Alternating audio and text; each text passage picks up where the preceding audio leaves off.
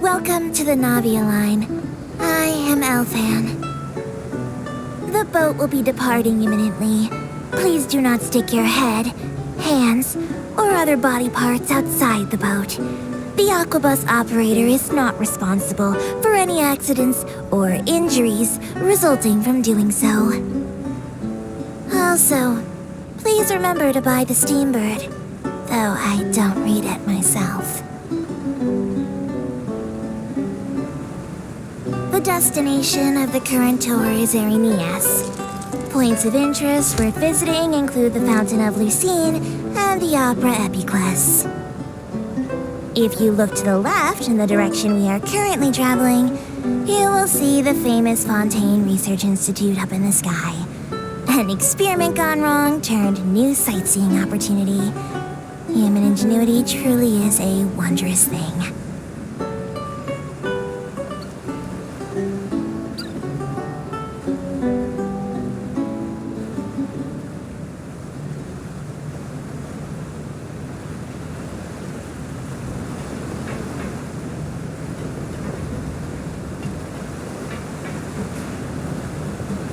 We are now approaching our final destination. Please be sure to bring all your personal belongings with you as you disembark.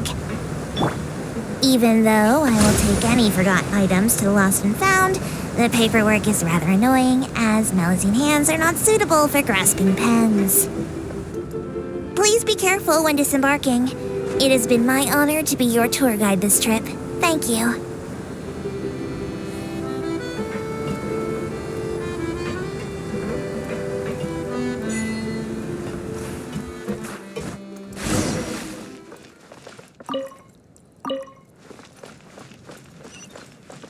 Let's move out.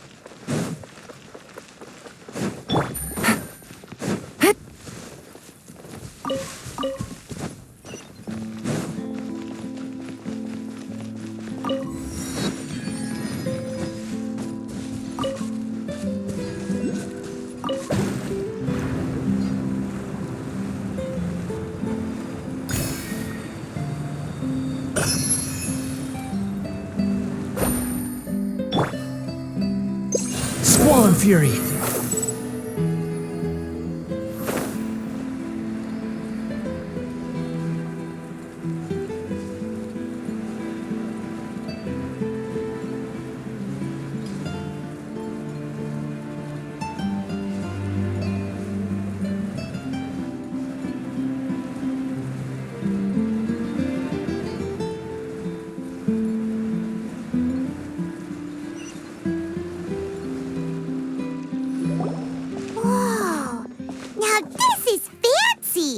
The Opera Epiclese. What a place to hold a performance. No wonder Linny and Lynette were looking forward to it. Huh. Looks like there's a lot of people standing around the fountain up ahead. O Archon, please bless us with a bright and healthy child. We pray. I don't know why you always feel the need to ask so much. I'll be happy as long as our child is healthy and lives a peaceful life. I guess if they're our kid, then there's no doubt they'll turn out smart. Maybe this is one of the customs in Fontaine. There sure are a lot of couples here. Vache. What's wrong? Vache. Vache. No, Paimon didn't say anything. Are you hearing things? Welcome to the Fountain of Lucine.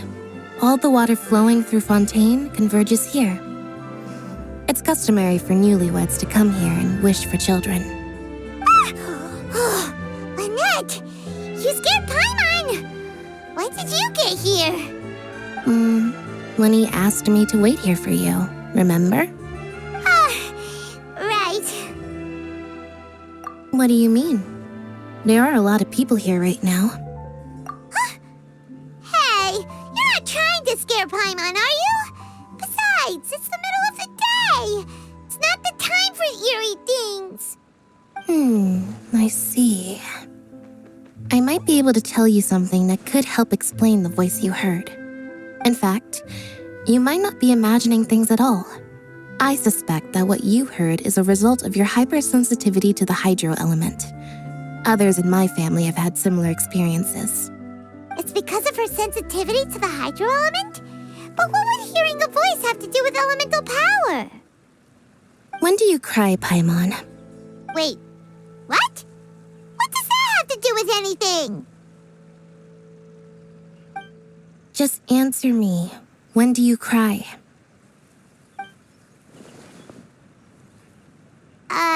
When Paimon's really sad? Oh, and when Paimon's super happy. Oh, and also when Paimon's really, really scared. Then you should understand that tears contain your most intense emotions. Like I just mentioned, the Fountain of Lucine is where all the flowing water in Fontaine converges. Even the tears that fall to the ground will eventually gather here. So maybe what you heard was the intense emotion coming from someone's tears. So, what did the voice say? If you were hearing their emotions... Rather than worrying about them, we should worry about my brother first. Don't let that calm look of his fool you. He tends to get pretty nervous just before a performance. So chatting with Lenny might help him relax a little before he goes on stage. Oh, right. That makes sense. Let's go in and see Lenny. Behold!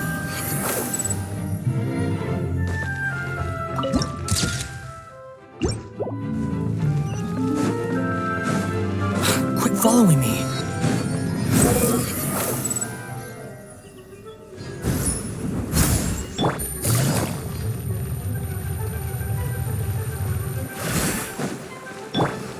The wind rises.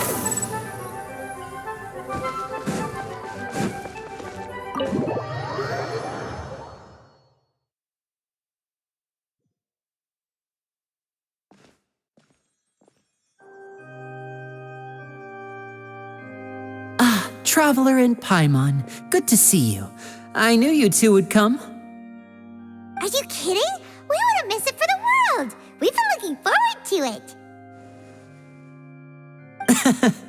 I can tell, judging by how early you've arrived. But you're actually right on time. The audience still hasn't started entering the venue yet, which means now is the perfect chance for us to take you to the best seats in the house. Wait just a moment. I'll fetch the tickets.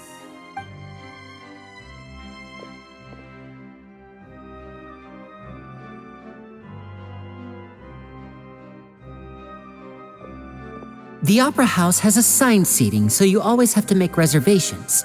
I've already reserved your seats, and here are your tickets. Ooh, front row seats. Thanks, Lenny. Don't mention it. There's no need to keep thanking me. Hey, Lenny, could you come over here and take a look at this? Oh, I'll be right there. Seems there's an issue with the stage props over there. That's Cal, my assistant, calling me. I'll go. Yeah, we'll just go to our seats. You go ahead, Lenny.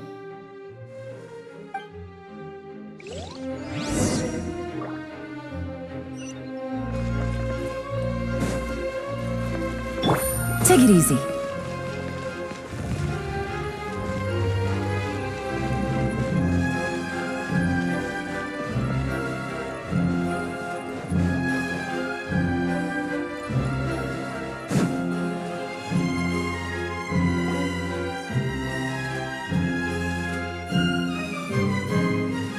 Oh, these should be our seats. Come on, let's sit down.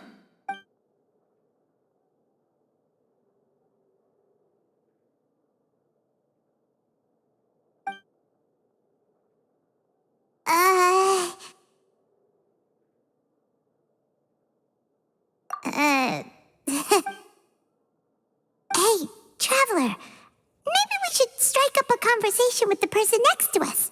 Since we're sitting together and the rest of the place is practically empty still, it's... you little... Of course you put this on Paimon.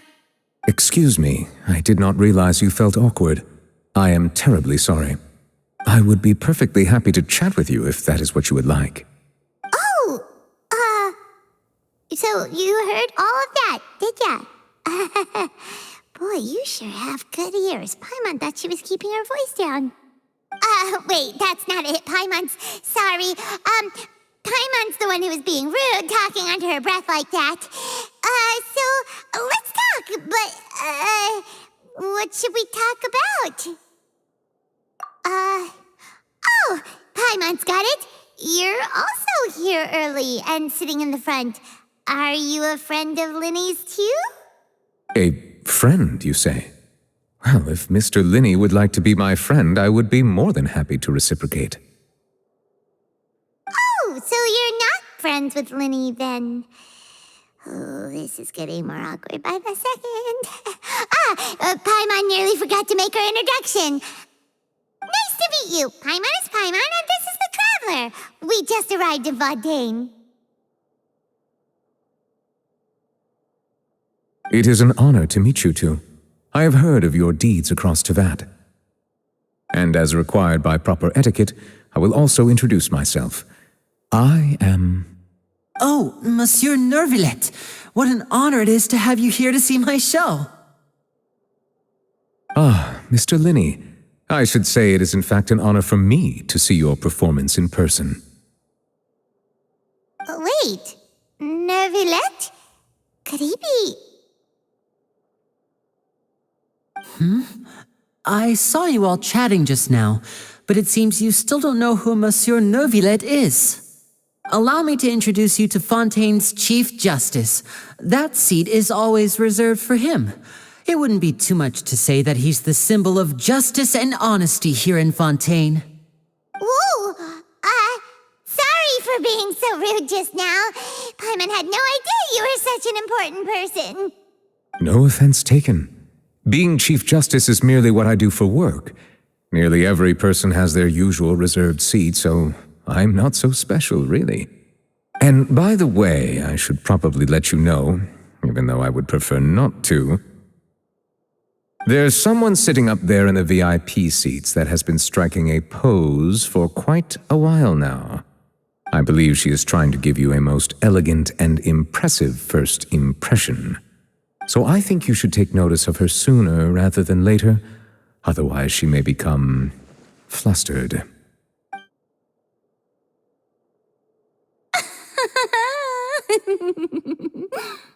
Huh? Oh, it's Farina, the Hydro Archon. Huh.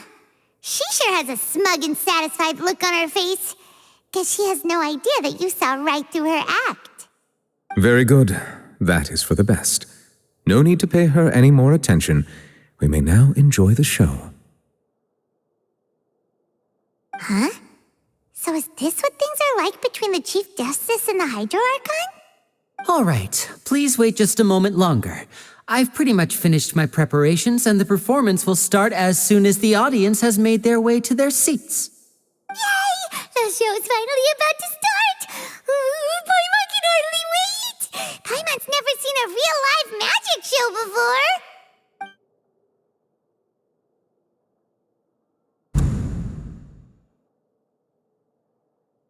Ooh! They're dimming the lights! The show must be starting!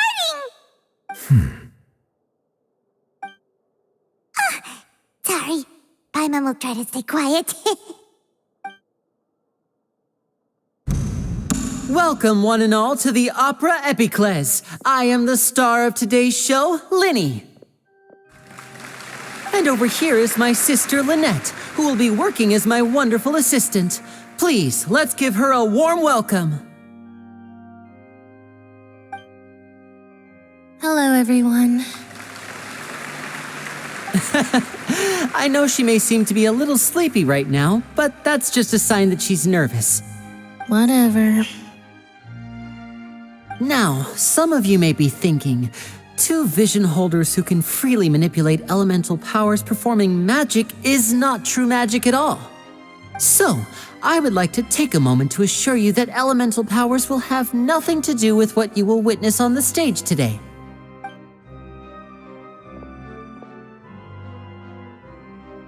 Both Lynette and myself have removed our visions for the show. That way, even the gods won't be able to help us. Oh, good point. That's what makes the show real magic. Now, without further ado, let the show begin. Lynette will now exit the stage to make some preparations. I know you might miss her, but don't worry, she'll be coming right back on stage momentarily. Perhaps in an unexpected way. I'm sure she'll be stealing the spotlight soon enough. Oh, and before I forget, there's one more thing I should say. You never know what can happen in the blink of an eye. A magician's greatest skill is making things disappear or appear. The possibilities are endless.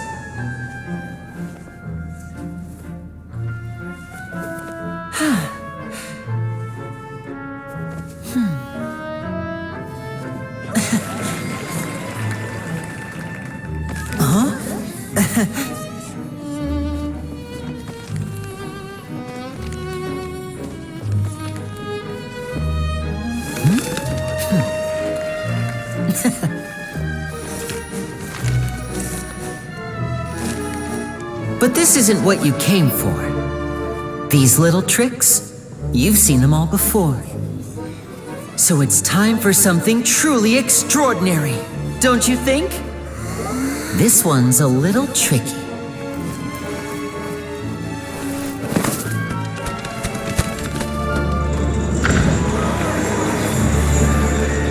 Using this water tank, I shall make my sister vanish completely, right before your very eyes.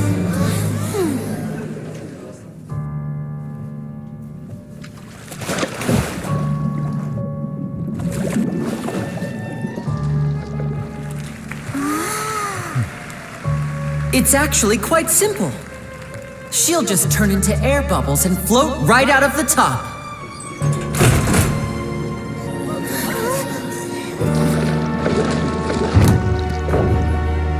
Oh no, I told them to check all the props carefully. With the lid on, even air can't escape.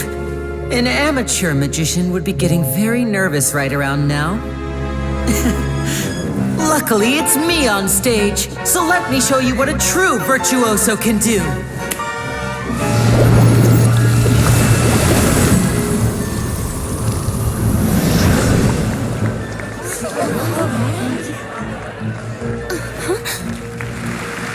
Lynette, are you still there? Don't go too far. We don't want to use up all our magic. Hi, I'm back. Uh-huh.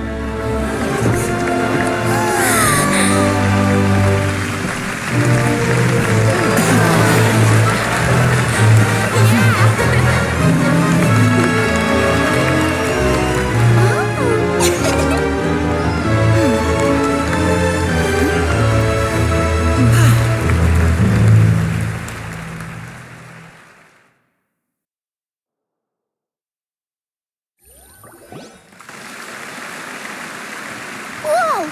What in the world just happened? How did he do that? Hyman didn't see him do anything. Wasn't Lynette inside the water tank? How did she disappear and then reappear out of nowhere? If we could see easily through his tricks, then that would mean that his skills are still lacking. To appreciate magic, you should focus on the show happening on stage, rather than getting caught up in trying to see that which has been intentionally hidden. Guess you're right. Hyman couldn't believe her eyes when Lynette reappeared. Amazing! Thank you everyone. I'm glad you enjoyed that performance. But our magical journey has only just begun. I've prepared even more astonishing surprises for everyone here. The magic of transformation and disappearance can go far beyond what you've just seen. I'm sure many of you are thinking that escaping the water tank was impressive enough. But Lynette is still my assistant after all. In which case, I have ample time to make all necessary preparations. So, for my next trick, I will require the participation of one lucky audience member. Please, if my assistants could bring out the magical boxes now. There are 2 boxes and only 2 boxes. One is here and one is there in the aisle among the audience. I'm sure many of our clever audience members have already guessed our next magic trick. A swap! Our lucky audience member and I will each enter a magic box. After 1 minute, we will each emerge from the opposite box. Now please, everyone pay very close attention to the box you see here. Don't give me any chance to make a move. Wow! How's he gonna do this? Hey, do you think this is all magic tricks, or does Lenny have actual superpowers? The lucky audience member will be generated by this random number selector. It selects numbers entirely at random. Even I don't know who will be chosen to participate. Now then, let's begin. Let me see. Oh, row 7, seat 3. Congratulations! You now have the chance to experience magic firsthand for an entire minute. Please, come forward. My assistant will take you beside the magic box. I'm sorry, it might be a little cramped inside, but no need to feel nervous. We've carefully arranged everything for you to be as comfortable as possible. You don't need to do anything, but no matter what strange things may happen, don't come out of the box. If the magic is interrupted, who knows where you might end up? You might even find yourself in the Fortress of Meropide. Oh, okay. All right. Before I enter the magic box, there is one more thing I need to ask the audience to do. Could you all give me a countdown? Like this. 60, 59, 58. Just keep counting down. You can go a little faster or slower if you like. I won't be able to see anything in the pitch black box, so I'll be relying on your voices to know when time is up. Oh, and no tricks now. If you quickly count from 60 in just 30 seconds, then I'll be in a tough spot. Ooh! Paimon kinda wants to count faster after hearing him say that! No, that won't do. I can see it in your eyes. You still can't be trusted. Let's practice together. Come on, repeat after me. 60, 59, 58. 60, 59, 58! That's right, perfect. Keep it going. All right, I'll see you all on the other side once you've finished counting.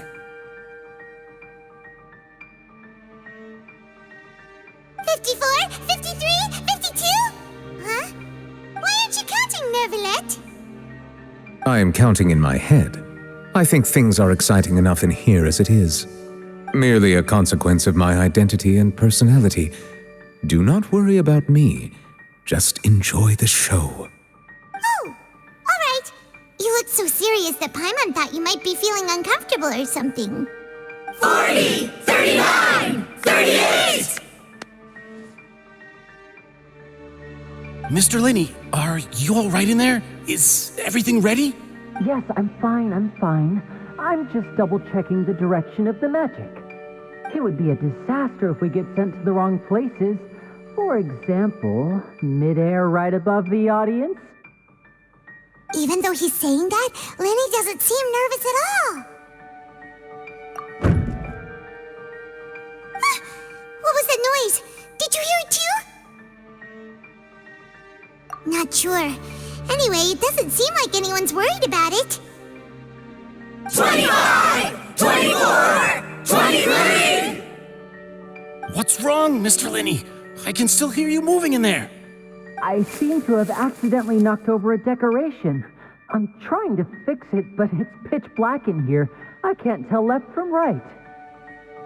Never mind the decorations. There's no time for that. The show is what's important. No, that's unacceptable. I want my show to be perfect. Don't worry, we still have 20 seconds. Hear them counting? 19! 18! 17! It seems things aren't quite going as planned.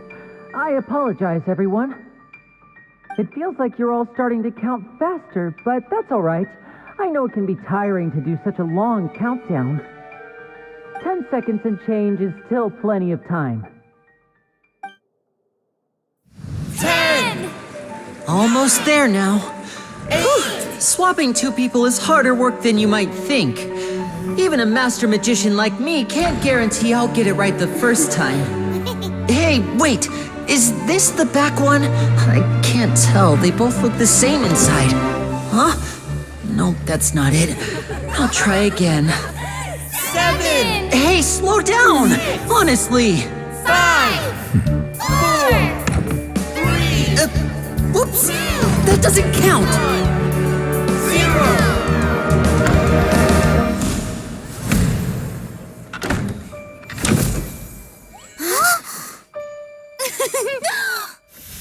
Ta-da!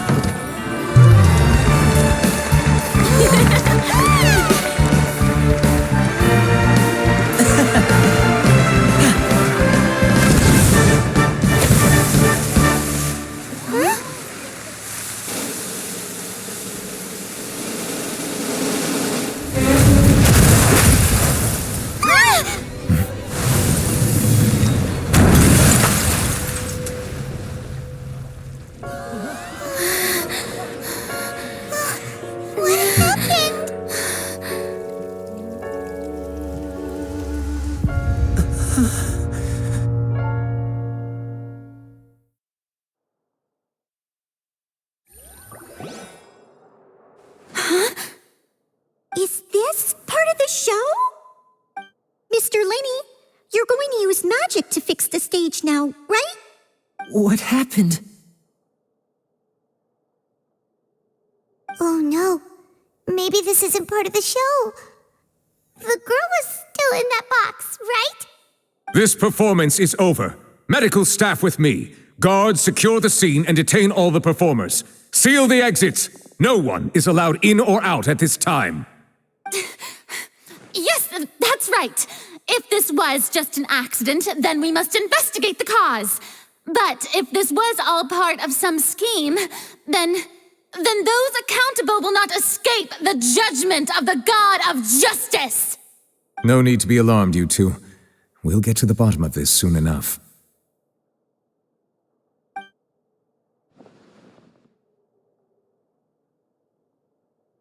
Unfortunately, the person who is in the magic box has been pronounced dead. His name was Cowell, one of the assistants in Linny's magic troupe. Apparently, the fireworks on stage ignited the ropes that were suspending the water tank, which then caused the tank to fall onto the stage.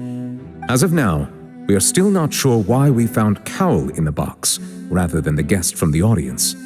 And after an initial search of the area, the guards have confirmed that the girl is nowhere to be found. It appears that this incident was not merely some mishap with the performance. And there are many indications that it is connected with the case of the serial disappearances of young women. The serial disappearances case? That's the case that Charlotte mentioned before. I know the truth. I can see through the whole thing. Really, using such a shallow and obvious mystery as his finale. Did he really underestimate us that badly? I say that our powerful magician, Mr. Linny, is now the prime suspect for the serial disappearances case. Huh? Why me? This whole thing was an accident. Oh, this all occurred during your magic show, did it not? The missing girl disappeared after being chosen, did she not? The deceased is one of your assistants, is he not? Now that I think about it, that whole speech about magicians making things disappear was nothing more than a provocation, a bald-faced challenge. That can't be right. How can Linny do goodness! He was in the box on the stage the entire time! We can even hear his voice! Besides, before the show, he told us that he would like to catch the criminal behind the disappearances! He couldn't possibly mean catching himself! Save discussion for a later time, please. Lady Farina, may I assume that your comments just now constitute an accusation against Mr. Linney and his associates, and that you are pressing charges? Huh? I just think that he... Well, I think it might be a little early to talk about formally pressing charges. But what Lady Farina said just now makes perfect sense. Looks like she's gonna personally deliver justice. A kidnapping and murder carried out under the cover of a magic show. Lady Farina said it all. I mean, of course, my dear people. But what excites me even more than the obvious truth before our eyes is the opponent I'll be facing. That's right. I mean you, Traveler. You'll support Linney, won't you? After all, he was the one who helped you the first time we met. Then there's no problem at all.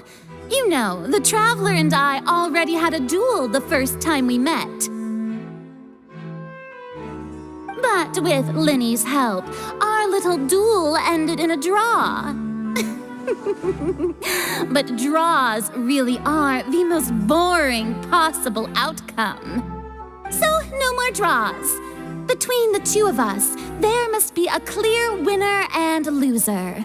And what better place to hold such a riveting showdown and decide the true victor than here, on the grandest of stages, the Opera Epiclese.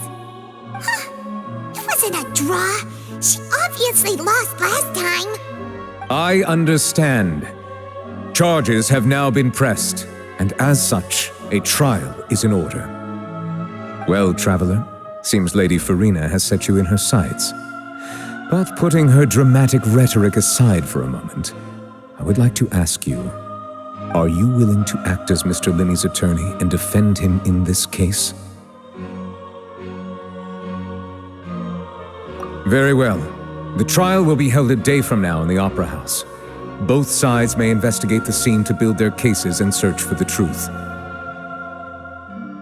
Linney and his troupe are all potential suspects and shall remain within the Opera House. The audience may begin to leave in an orderly fashion once they have been cleared by the guards.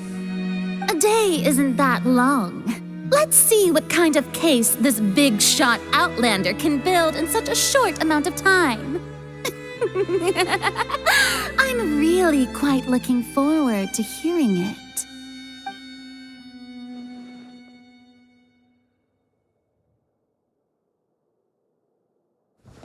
Linney! Sorry about everything that happened just now. Were you frightened? Of course! Who wouldn't be scared after witnessing an accident like that? Yeah, I'm a little shaken up myself. How could this happen? And poor Cal. I know you already claimed that you would defend me, but now it's just us talking. Tell me, do you think I could possibly be the murderer? Good to hear. Thank you so much for trusting me. I'm sure everyone sees me as the biggest suspect at this point. But if you ask me, the whole thing is mysteries layered upon mysteries, such that all that's left is confusion. I don't know whether what happened there on the stage was purely an accident or not, and I don't know why poor Cal was in the box. As for how that girl chosen from the audience could suddenly disappear, I'm afraid I don't have any answers either. If someone tampered with my performance, then we need to figure out what they did. Even a skilled and knowledgeable magician like myself couldn't pull all that off in just 1 minute. Which is precisely why we need to investigate. As this book says, the impossible could not have happened. Whatever happened must have been that which is possible. Paimon bought them when we were reading at the bookshop in the city earlier. Pretty cool, huh? Don't worry, Paimon used her own savings to buy them. It wasn't from our travel funds. I think they look cute on you, Paimon. taste, Lynette! That's the right attitude. Feeling depressed isn't going to help me now. I need to get back to my normal self. But with the guards watching our every move, it's going to be especially difficult for Lynette and I to prove our own innocence. Good thing you agreed to be our attorneys. Thanks for that. We'll be counting on you. Yes, thank you so much. Yeah, just leave it to us. Oh, since we're going to start investigating, Paimon has a question first. Where did Lynette go during the performance? Well, I'm afraid that would involve some of our essential trade secrets as magicians. The secrets behind our magic are past saving, Linny. I suppose you're right. The truth behind our tricks is going to be important evidence that will be weighted during the trial. 'Tis truly a pity. As a magician, our magic show is a work of art. We've poured countless hours and spared no effort in perfecting it. But if revealing our secrets will help you uncover the truth behind what happened, then it will be well worth it. We should go somewhere else if we're going to discuss our magic tricks. We'll go speak with the guards, and in the meantime, you can go investigate the stage and the seating areas. Alright, let's go have a look while the investigation teams are still here. Detective Paimon is on the case!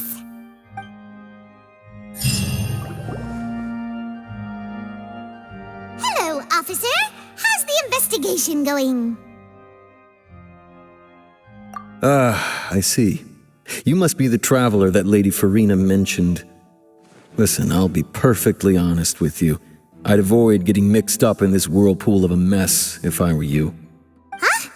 What do you mean? Come with me and you'll see. The deceased is one of Linny's assistants named Cal.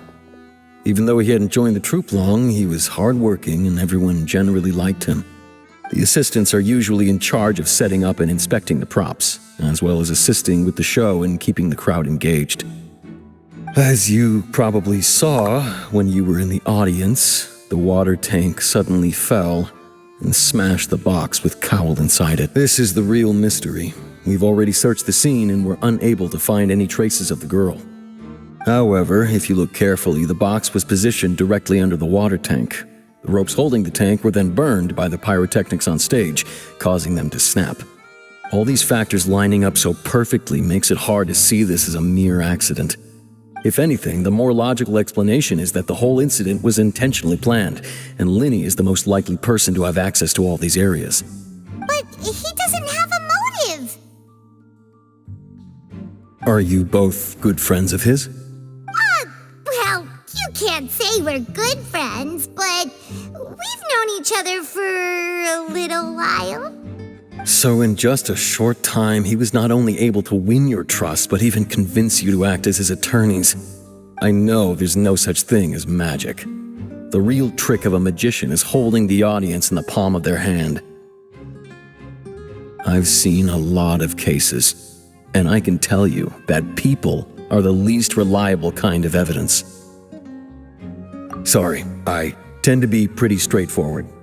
Just know that I'm warning you for your own good. Anyway, you may investigate the scene of the crime yourselves if you're curious. Who knows, maybe you'll be able to come up with some new evidence.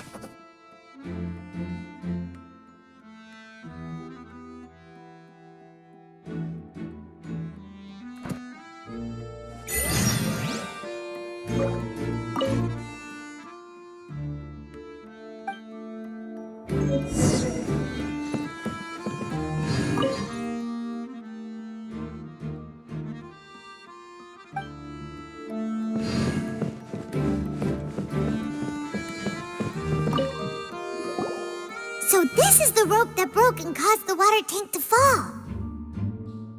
The rope looks pretty durable.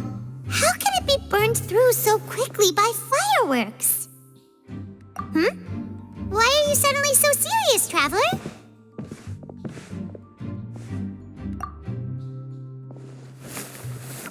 Whoa.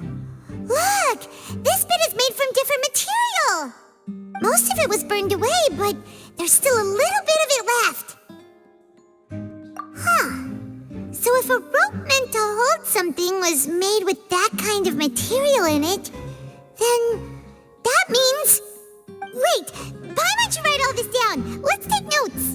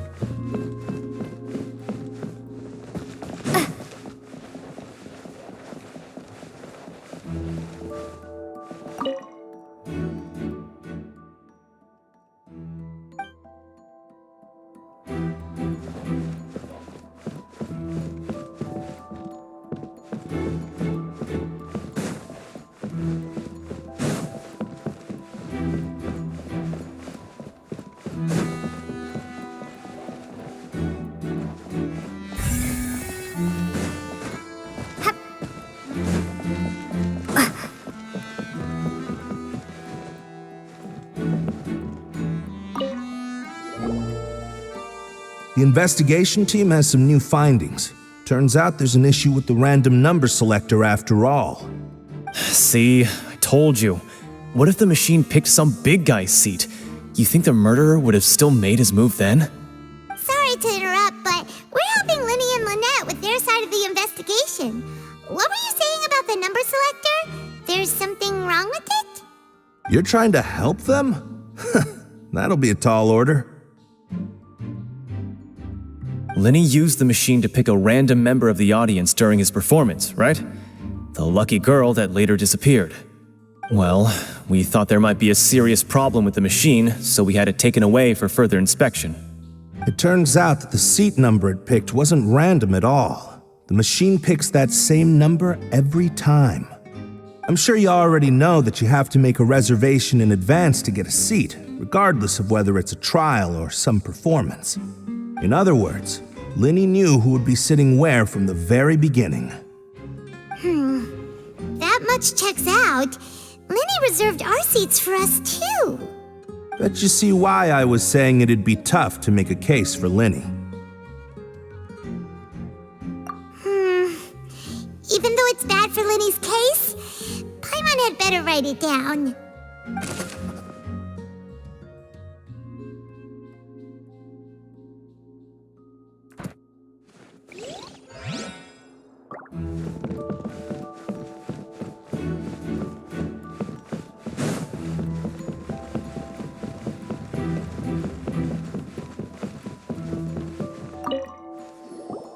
Hello there. What are you investigating? Oh, this location has also been cordoned off because the Magic Troop members are currently considered prime suspects. The investigation team is still collecting evidence. The seats were all booked in advance, so we were able to deduce the missing woman's identity by checking the guest list. Sure, it's not like this is confidential information. We will publish it later anyway when we petition the public to help us find the missing person. Her name is Halsey. She's a painter from Fontaine who's made a bit of a name for herself. Apparently, she wasn't a regular at the Opera House, but she'd been feeling some pressure with her work lately, which made her decide to come see the magic show. The Magic Troop members all claim not to know her. We have looked into her social connections. It seems that she has no personal grievances or conflicts of interest with the suspects. Simply put, she wasn't related to the Magic Troop at all, which matches the features of the previous serial disappearances. Were the victims of previous cases also chosen at random? That's how it seems to us, in any case. Apart from the fact that they were all young women of around the same age range, there really weren't any other connections between them. Okay then. No need to be so formal. If you do happen to see the missing girl, please be sure to contact us. It is of utmost importance that we get to the bottom of these disappearances.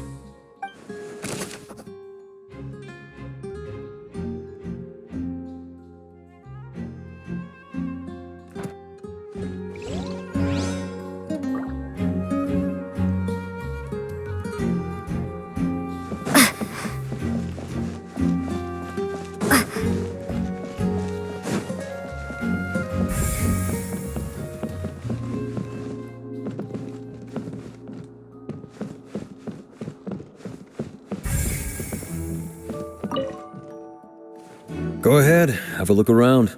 In the end, we're both after the truth.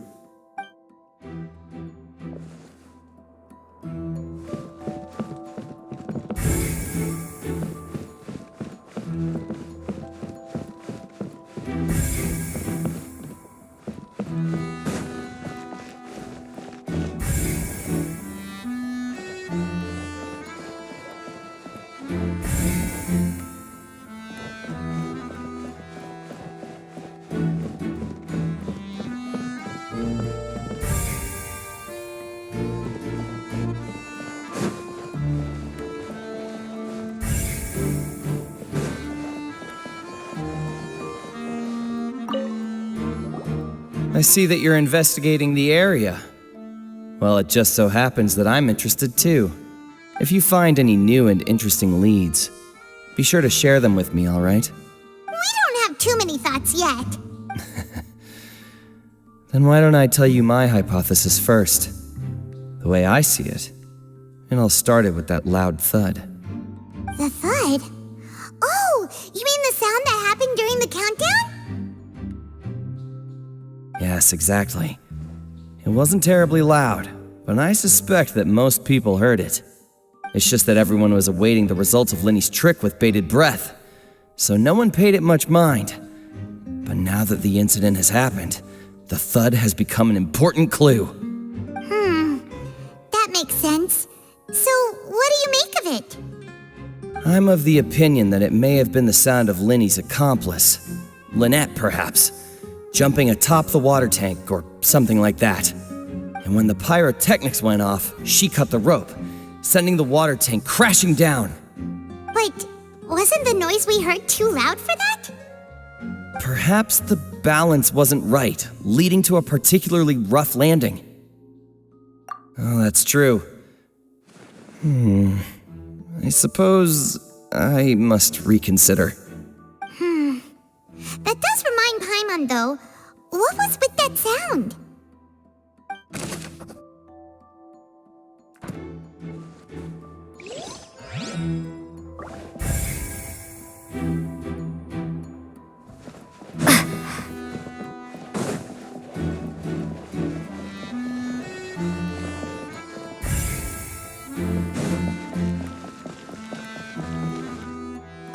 Linny's still talking to the guards.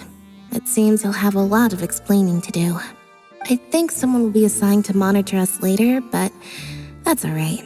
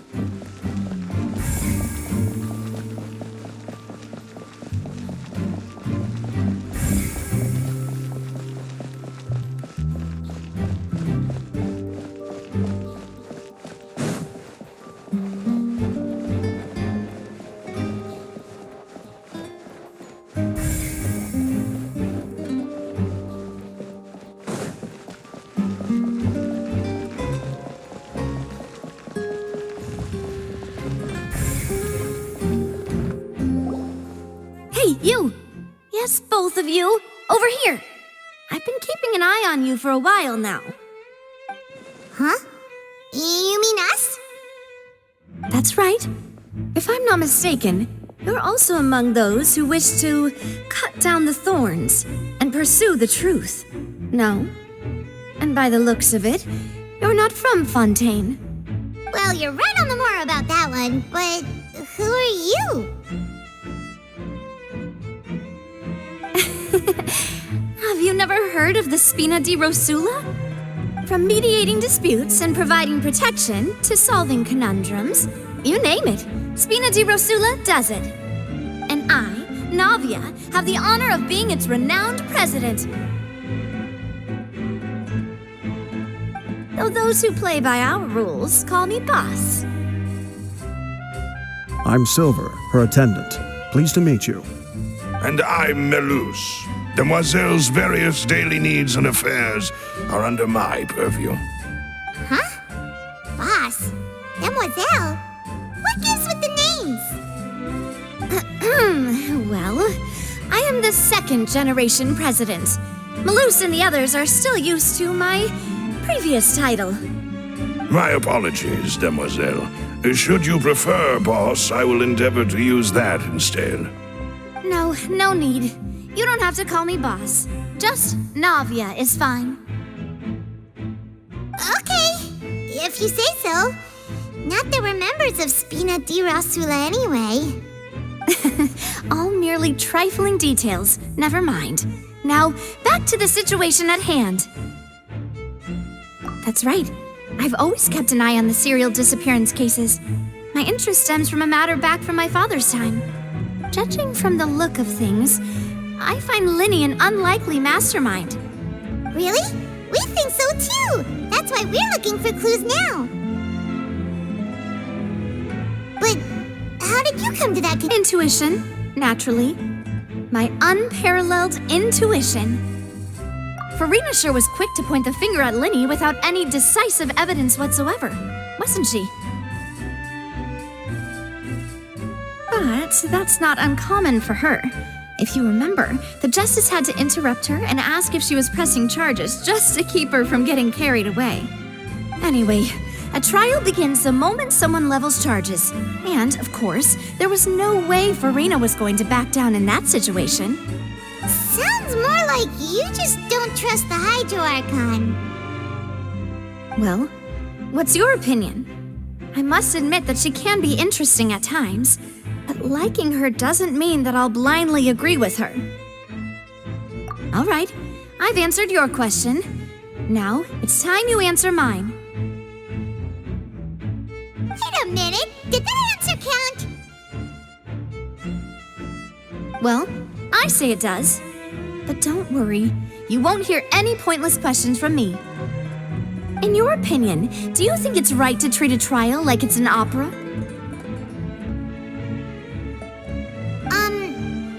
Well? And why would that be?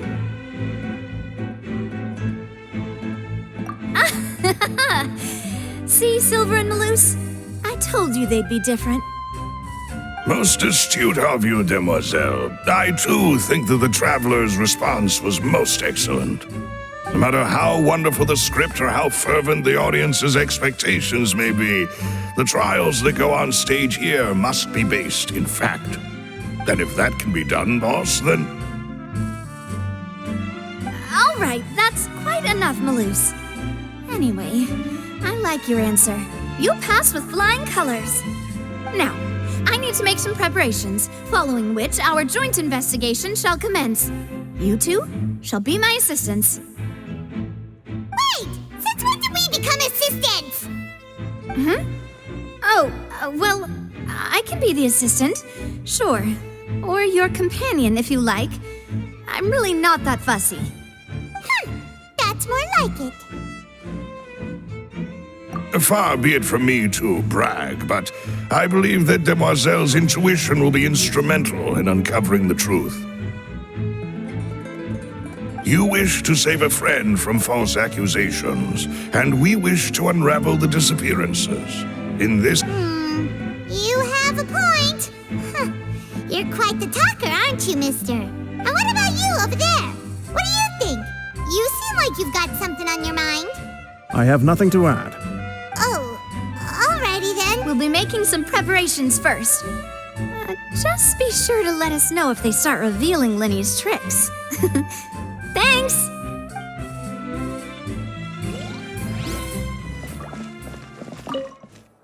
Speaking of that, I think magic shows would be very popular in Poisson.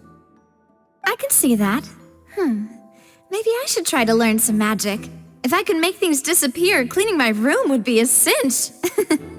You need not worry about such things, demoiselle. That falls under my duties. Oh, right.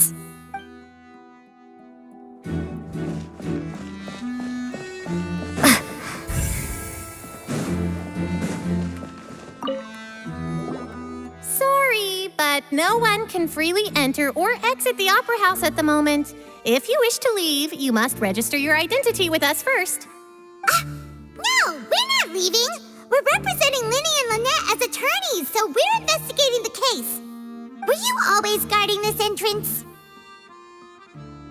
Yes, after the Chief Justice gave the order, everyone coming in or out must undergo a strict inspection. So, the missing girl couldn't have left from here, at least not from that point on. I doubt there was much opportunity then either. How can you be so sure? Well, because I was in charge of security near the entrance at that time. I couldn't see Linny's performance from here, which was quite a shame. Just my luck. But still, I did not abandon my post, and I stayed put no matter how loud the applause was. If someone had so much as even approached the door, I would have noticed it, let alone if they had tried to leave. We Melusines are good at that sort of thing, you know. So, it's safe to say the girl couldn't have left through here. All right, thank you for your help. This will be useful info.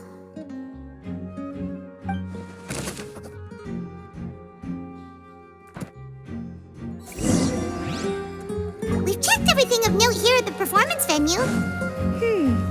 Paimon wonders how Linny's discussion with the guards is going. Let's go see, shall we? Ooh, things are getting interesting, huh? We're about to see how magic is made.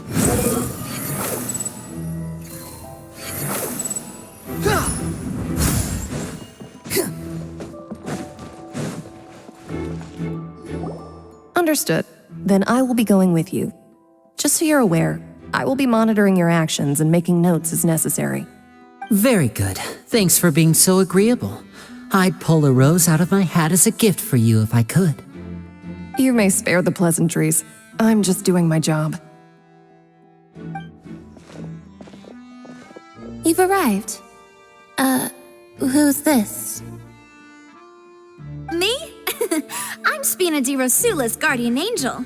If you've got a problem, I've got the firepower. Sorry, I got a little carried away there. Call me Navia. I'm a partner of theirs, and will be helping investigate this whole situation. And these are my companions. Would you mind if they join as well? Fine by me. Oh, new helpers? I would be most grateful. Well, let's just say we're tagging along. It's not every day you get to see the secrets behind magic performed on such a large scale. I appreciate your kind interest. Come with me. We'll be heading below stage. Huh?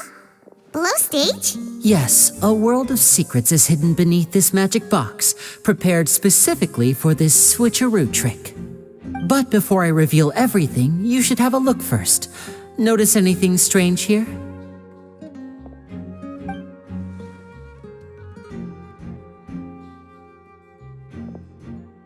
I'm not trying to be dramatic. Remembering the details of a trick will help you understand the methods used to perform it more easily. Huh. Weren't there balloons and other decorations here? Where did all that go? Ah, good eye. That said, you're still far from discovering the answer. The back? You mean the inside of the door? What? Very good indeed. I thought you might not be able to catch that, given that you were sitting in the first row. The back of this door was patterned. Those patterns are now gone, replaced by a smooth wooden board. So, if you put 2 and 2 together, what do you get? Exactly. All right, let's go. I'll tell you how it works as we head down.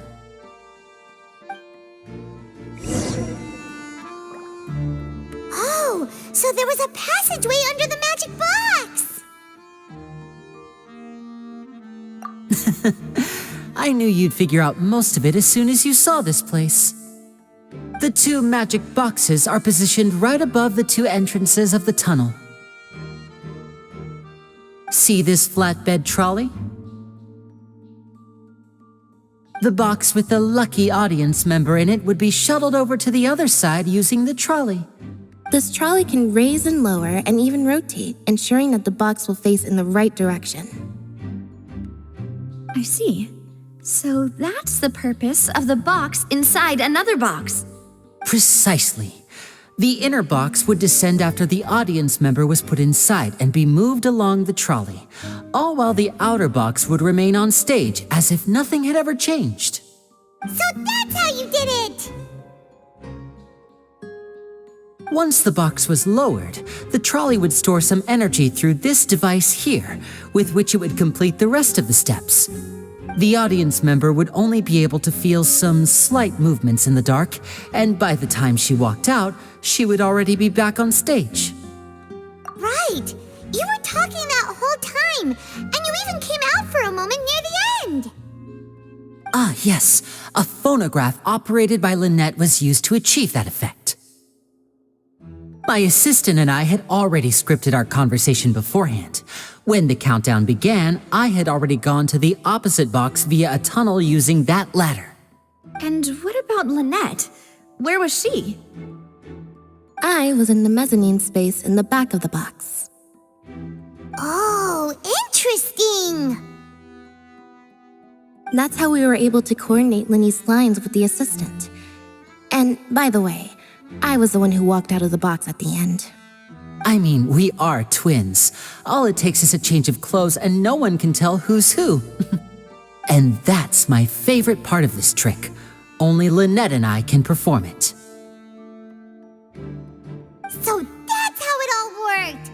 Wow, every detail you revealed was more amazing than the last! Lynette would briefly walk out of the box and then go back in, jumping into the tunnel and escaping before the box on the trolley could finish ascending. And then I walk out of the other box in the audience area, and the trick would be complete. The operative word here being would. But as you saw, Cal was in the box, not our audience member. She, on the other hand, mysteriously vanished. We really don't know how that happened. If not for that interlude, this would have been an astonishing trick. I probably never would have figured out how you pulled it off. And yet, to think that someone was able to use this magic trick to commit a crime. Could we have a look around? I think we can come up with some more leads. This is the scene of the crime, so Linny and Lynette are not permitted to stay here. I'll escort them back up. Yes, of course. No need to be so strict now. I won't disappear into thin air, you know. Thanks, everyone. We're counting on you.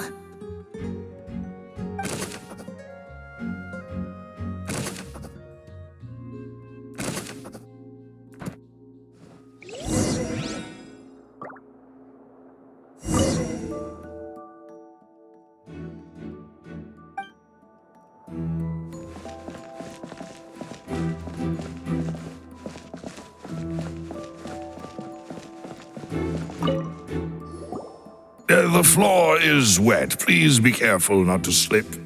Speaking of which, why would there be water here? Oh, Paimon knows!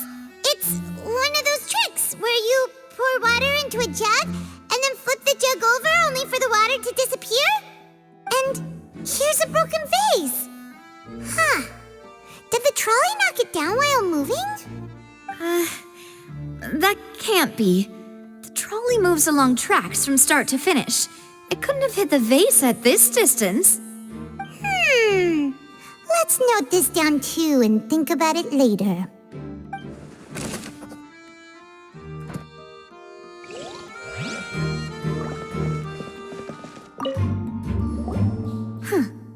What's this? Looks like a hook tied to the end of a rope. Huh? Perhaps it was a prop for a different trick.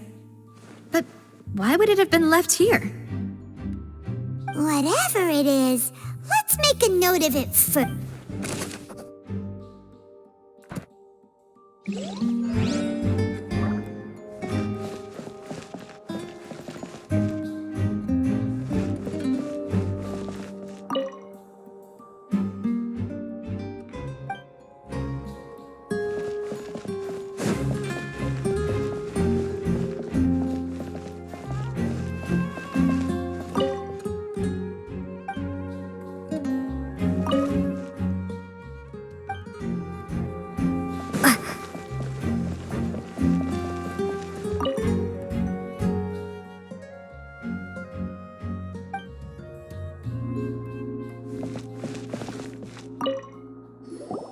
What is this place?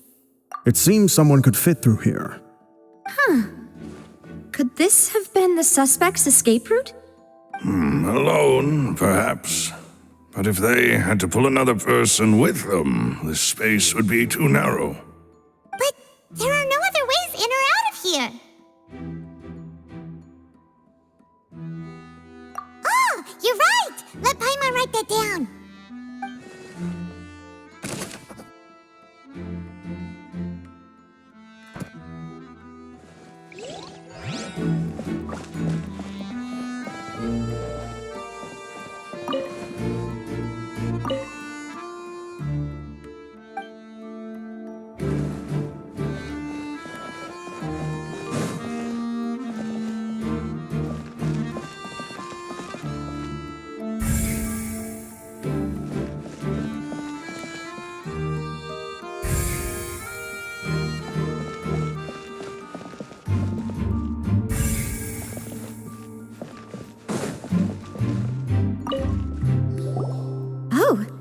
These are the clothes that the lady chosen from the audience was wearing, right? Her clothes are here, but she's nowhere to be found.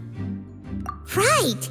And do you really need to do that if you're kidnapping them?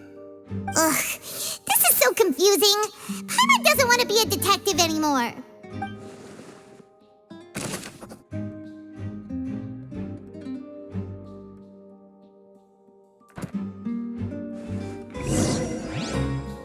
Seems we're just about done investigating down here. Yes, let's head back up.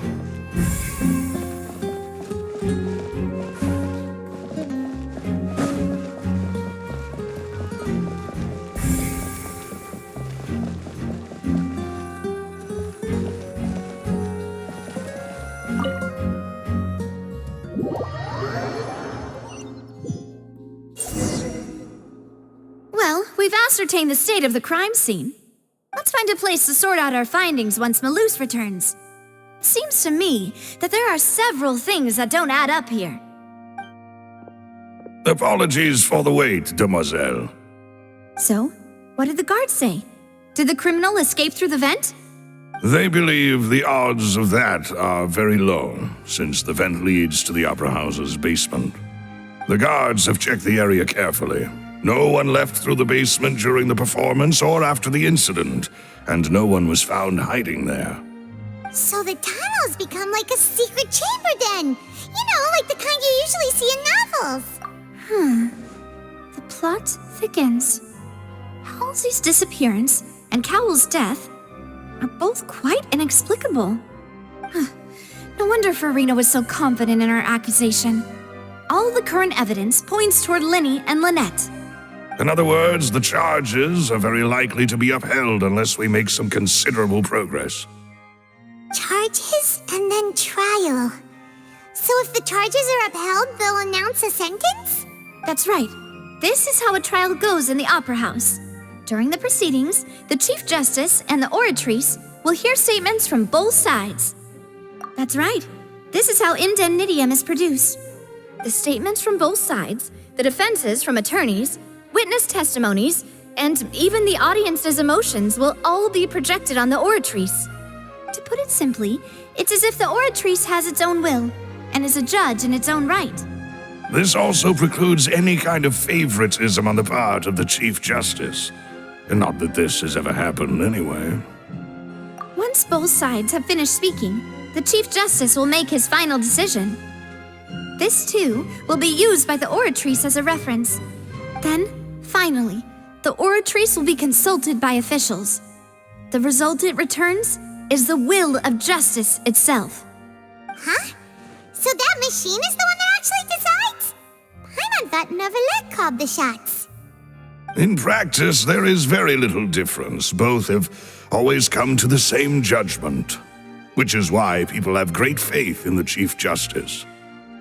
Ah, yes, the guards also asked me to convey that none of us will be allowed to leave this place before the trial. Huh? Why? Because we've chosen to act as the twins' proxies. That makes us persons related to the case. They're concerned that we might be colluding with outside parties, or that we might find outside help to disrupt the case. And even if that were not so, it could prove problematic if we happen to spread key information about the case ahead of time. I'm ready to break out at any time. Whoa! There's no need for that! Paimon thinks they have a point. That said, are they providing food? Of course. I just hope you don't mind the lack of options. I'm afraid that catering to all tastes is not in the cards, nor is... In that case, let's just sort out our findings together here. Pity. I was hoping to take you to try some of Fontaine's famous desserts, too.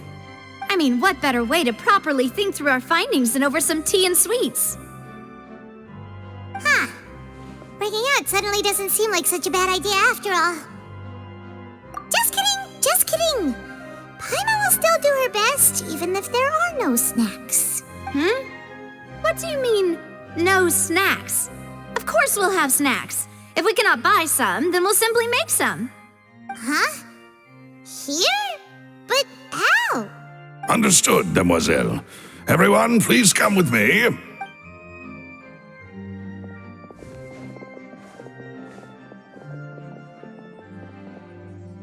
Wait, you're carrying a portable stove with you? Yes, I must be prepared to meet the demoiselle's baking needs whenever the fancy strikes her. I have eggs, sugar, and almonds at the ready. Good work, you two. Then I'll get to it. Please sit tight for a moment. You'll get to taste my awesome snacks soon enough. These three are quite the interesting group.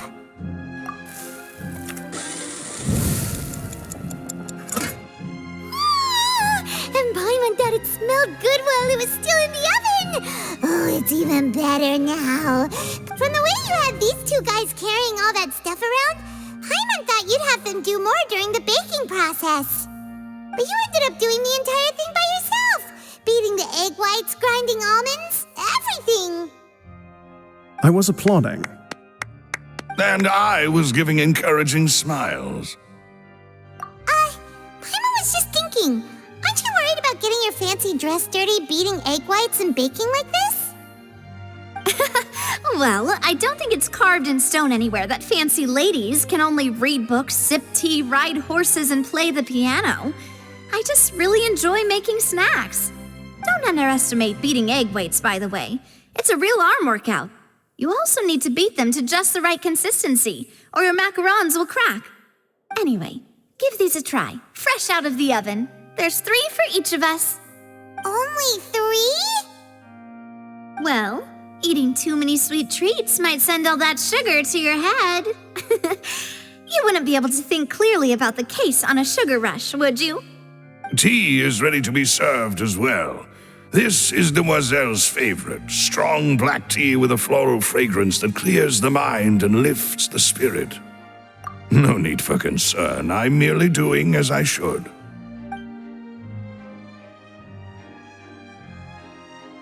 All right then, down to business. As Paimon mentioned previously, the tunnel seems to be something of a secret chamber.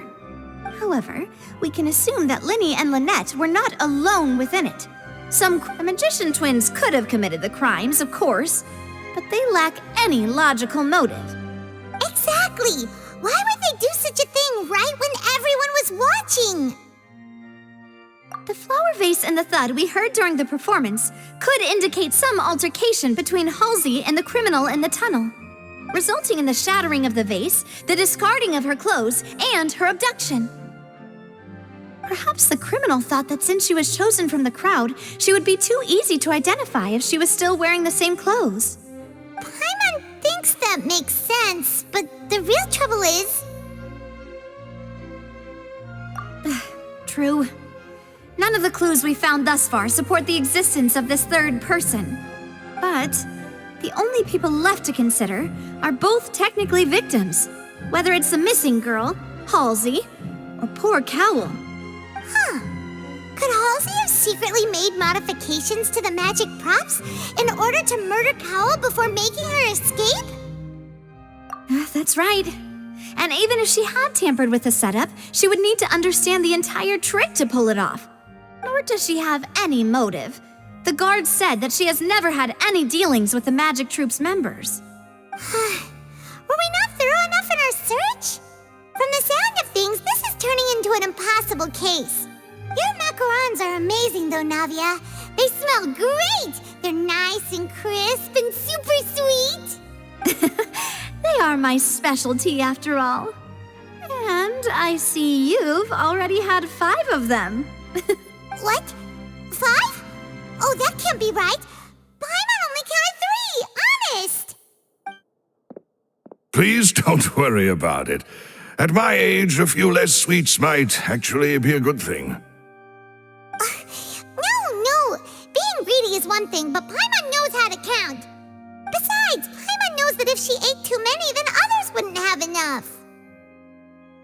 Wait, even you don't believe Paimon? How could you? If Paimon ate those 2 extra macarons, then may they turn into stone in her stomach! All right, we get it. Well, I suppose one of us might have gotten too engrossed in our chat and eaten them by mistake. No big deal. Malus, set up the stove again if you would. Huh? What are you doing? Making sure everyone gets 3 macarons, of course. Exactly. We don't want to trouble you. As you wish, demoiselle. And I have the egg, sugar, and almonds. Well, this really is your hobby, huh?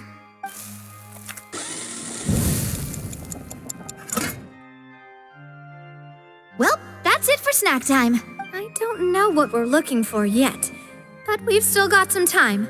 As attorneys, I suggest the 2 of you think the case over again. It would be awkward if you got all tongue-tied on stage during the trial. All right, thanks for your help and for the snacks. It was nothing. A small task for the Spina di Rosula. Silver, Malus, it's time to go. I'll be back if I find anything new.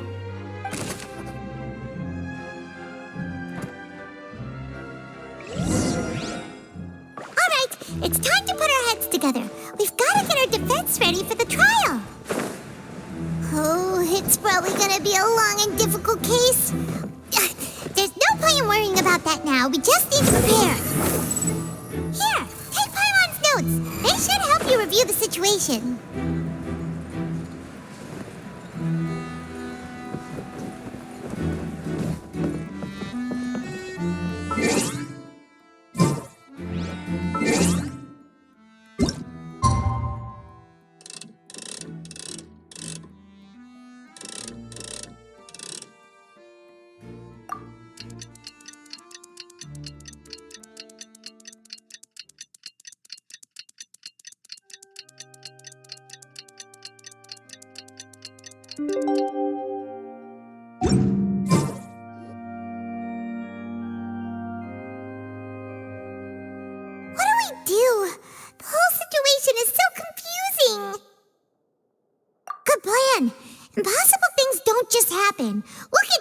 One way or another. Just relax. Even if everyone else suspects Lenny and Lynette, at least we will be supporting them from the stands. Besides, I doubt Farina understands any more about what happened than we do. Thanks, Navia. Well, we'll be going then. Best of luck to you.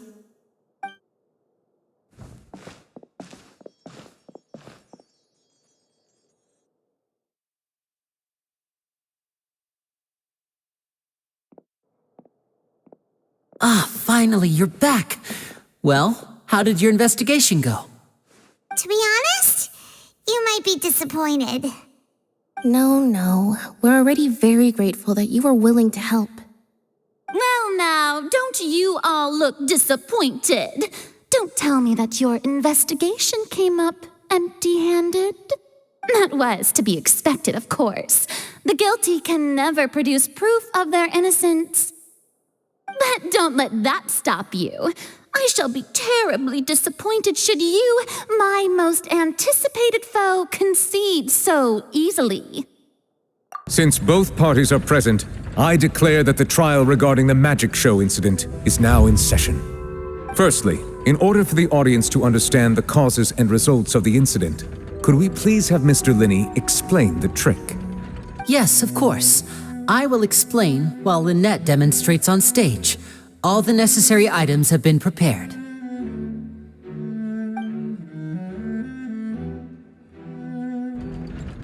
Thank you, Mr. Linney. In that case, I take your statement to be that you ran to and remained hidden within the magic box in the audience stands once the trick began, and thus could not have committed the crime. Is this correct? Yes, that's correct, Your Honor. In that case, I call upon the prosecution. Lady Farina, do you wish to refute his statement in any way? Why, of course I do. Allow me to take the first shot and break this case wide open. Mr. Linney is clearly lying. There is no way you could have been in the box the whole time if you were to abduct Halsey and murder Cowell. In fact, I'd say you were hardly in that tunnel at all. That is simply your hypothesis based on the presumption that I'm guilty. Oh, is that so? And if I may ask, what did you hear while you were inside your box? The roaring countdown of the crowd, of course. That's how I kept track of the time and built anticipation for the finale. And you didn't hear anything else at all? Nothing that might leave an impression of any kind? No, nothing. I see. But when the count reached 30 seconds or so, there was a thud. One so loud that I believe practically everyone heard it. Huh? Hey, hang on. Something's not right here.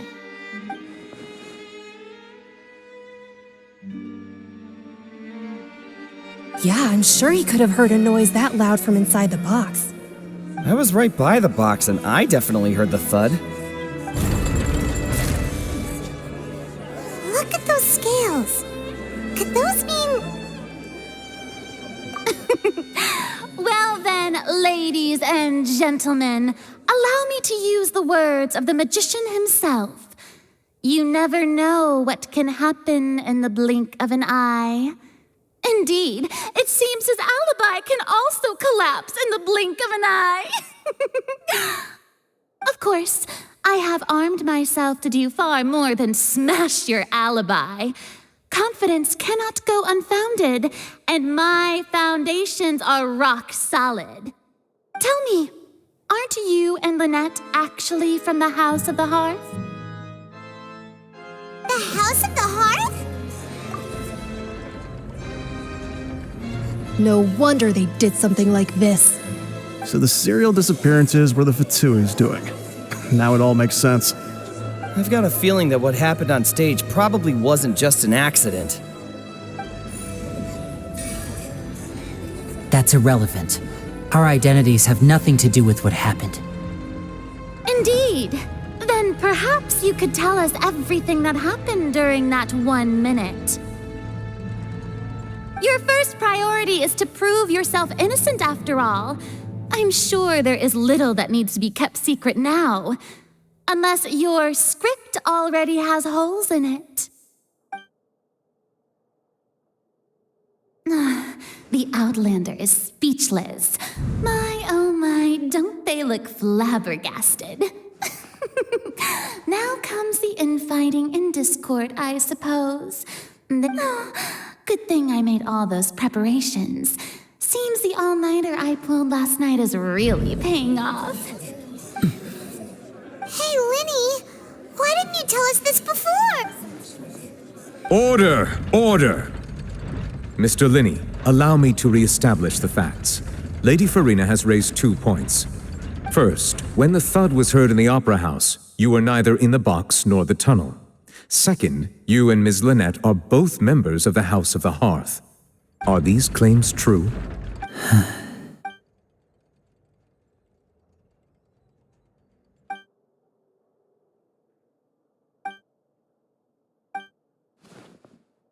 Please answer my question, Mr. Linney. I'm sorry. Yes, they're true, Your Honor. I knew it! Well, that's it. We might as well move on to the sentencing already. What should we do now? Granted. In that case, what is your request? Is that really necessary? They're already as good as guilty.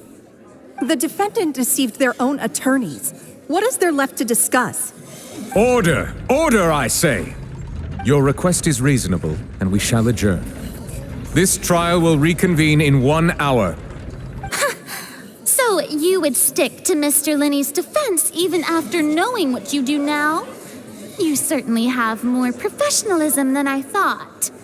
In that case, my dear audience, let's allow the joy of victory to steep for a little while longer.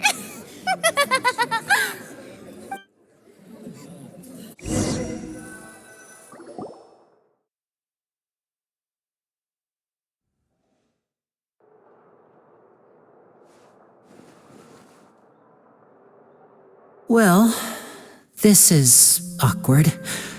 I didn't think the Hydro Archon would dig all that up. I'm sorry, Traveler and Paimon.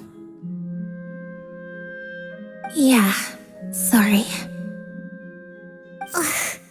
Paimon doesn't know where to start. We trusted you two. We based our entire reasoning on the assumption that you weren't bad guys. Not to set the wrong tone or anything, but Paimon's really mad! I'm very sorry. I know you're angry, and reasonably so, but please, let me explain. I know you've clashed with the Vitui several times before. I wouldn't be surprised if just hearing the word is enough to make you upset. But our organization is very, very large, and the Harbingers have very different personalities and goals. Right now, we want to save people. As many as we can. That's right. I'm sure we're on the same page when it comes to this nation and the disaster that its people might face.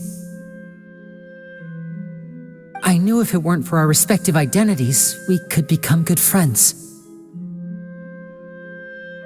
That's why I didn't wish to flat out lie to you, but chose to hide some details instead. The truth is very important, but being completely transparent about everything would see us spending more effort than we need to. Right. So, you be the judge. Heck, if I were you, I fear that I'd even struggle to trust me at this point. You met a Fatus who works as a magician, a trickster by trade. All by coincidence, too. But still, I'm asking you to trust me. I am no criminal. At least, not in this case. Sorry. Please forgive us. Well, you both say that, but... Right, let's hear your answer first, and no lies now! Of course, I'll answer any question you ask.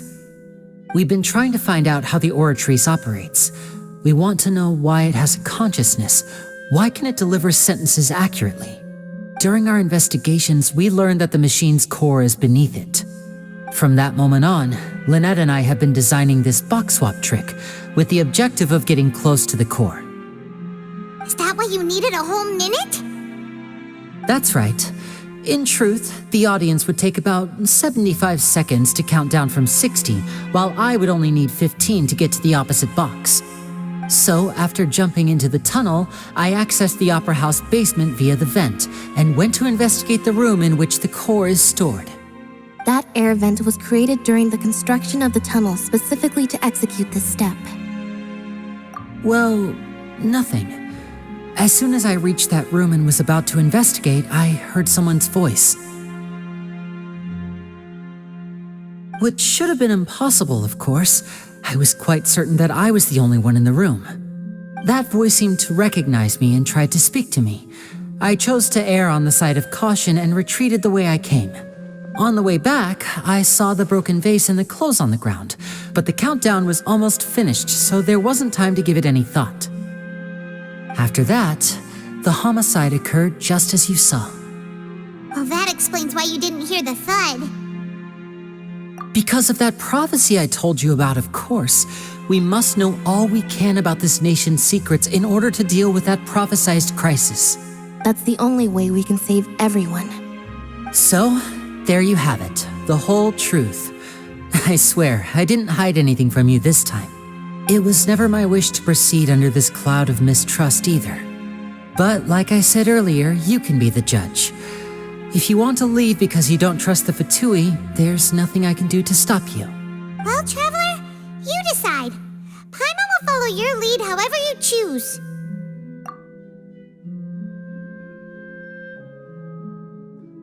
Okay, thank you. Thanks for giving us a chance. The current problem is that the scales are tipped pretty badly against you two.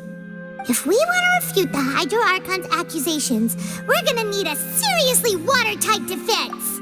Huh? Oh, Paimon thinks she gets what you mean.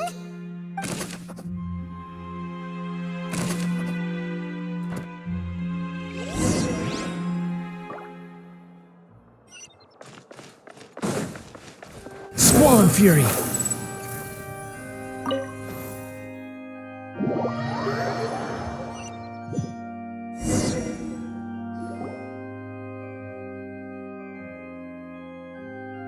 Both parties have returned to their positions. Let us continue the trial. When last we left off, Mr. Linney acknowledged the new evidence presented by Lady Farina as fact.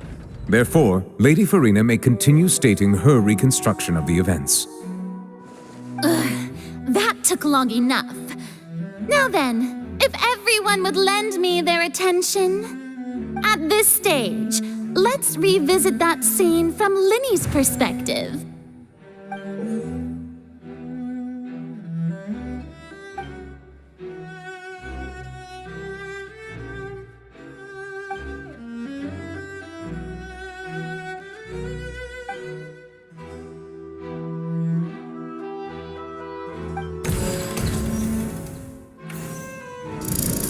Countdown began, he entered the tunnel. When the flatbed trolley passed, he opened the box and got into an altercation with Halsey, which caused the loud thud. He did not realize that this sound could be heard by everyone in the opera house, which is why he claimed earlier that he could not hear the sound. Finally, he used the vase to knock her out, before making her change clothes to prevent others from recognizing her. At this time, Cowell arrived in the tunnel, having heard that strange noise, and caught Linney red-handed. So Linney proceeded to knock him out too before stuffing him into that box. Afterward, Linney passed the unconscious Halsey to his accomplice through the magic box in the audience stands, before operating the devices such that Cowell's death would be ruled an accident. And there you have it. That's the truth behind what happened. Does the defendant's side have any objections to Lady Farina's description of the events? The key to refuting Lady Farina is the order of events.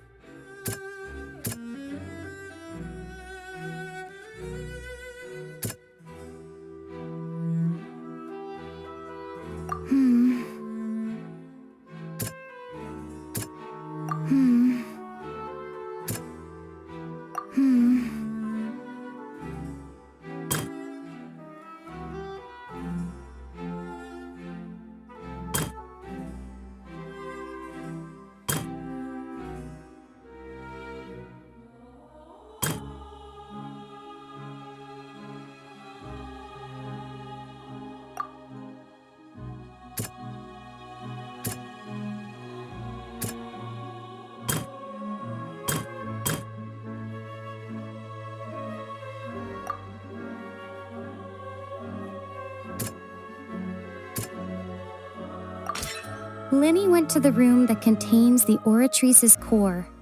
This is the actual truth.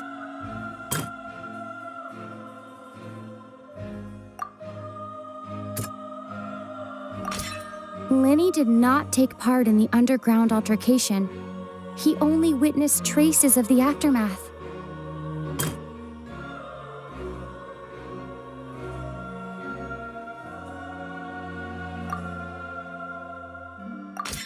According to Lenny, he left via the vent after entering the tunnel. He couldn't have had that altercation with Halsey. Attention! Ace Detective Paimon has something to say! When the countdown started, Lenny did indeed go into the tunnel. But he immediately used a vent to access the Opera House basement, which is where the underground core of the Oratrice is stored. Once he reached that area, he heard a voice in what should have been an empty room. Since he felt something was amiss, he returned immediately. The crime scene had already developed by the time he reached the tunnel again, and in order to complete the magic trick, he did not remain there for any length of time. Finally, he reached the surface, and that was when the accident happened from his point of view. Therefore, he's innocent.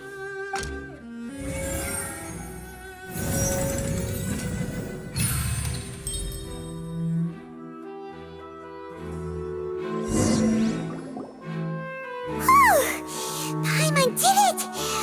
Paimon actually managed to say all that! In other words, you believe that he knew nothing of the incident?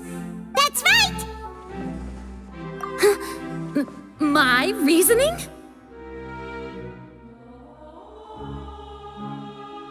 If that's the case, then if Carol hadn't entered the tunnel, who was the entire setup meant to kill? Assuming that what you say is true, Lenny only needed to kidnap the young girl to cause a new disappearance case. What would the point of killing someone on stage? Oh, they have a point. That's right, you tell him! And that's why they're partners of mine. They've managed to turn things around. Oh, well, your denial is very strident, I'll give you that. Of course I do. If he had been in the magic box the whole time, how could he have not heard that sound? You're saying that he wasn't?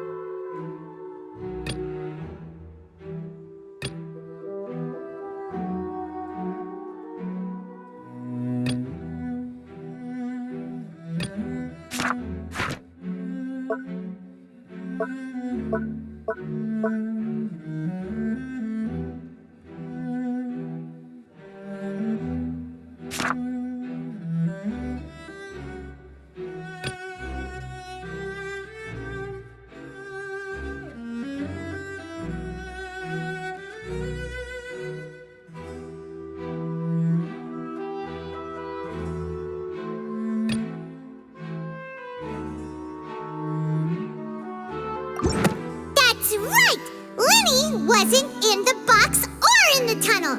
That's why he didn't hear anything strange during the performance. This means that when the crime happened, Lenny had already entered the basement via the vent. The same clue you used to disprove his alibi has now become the best proof! Ha ha! How do you like that? Well played. To think you'd use such logic. then? If it wasn't Linny who committed the crimes, then who was it?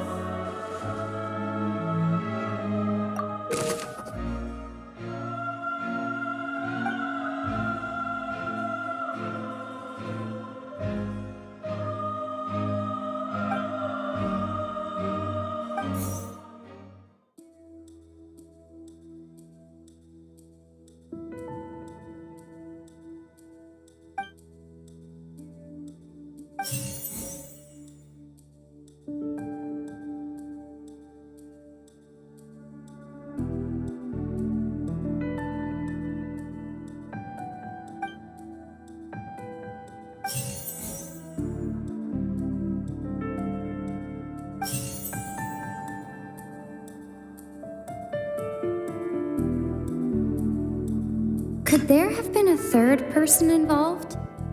Is that... Halsey is the missing person and an ordinary audience member. Oh, the deceased's name is Cowell, Linny's assistant.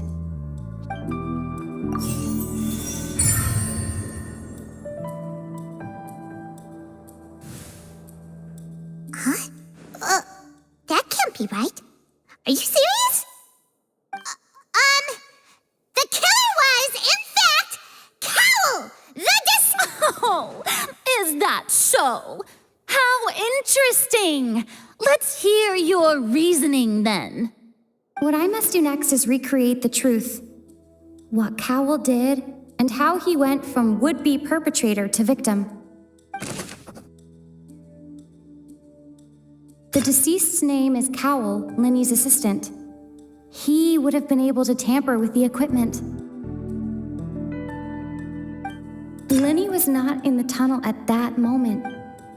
No one entered or left the opera house through its The sound we heard may have come from a clash between them.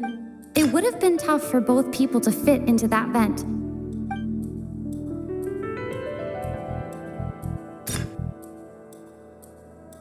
The sound we heard may have come from a clash.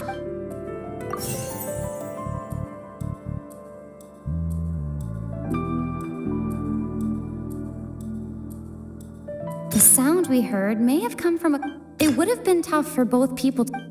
No one entered or left the opera house through its entrance. The deceased's name is Cowell, Linny's assistant.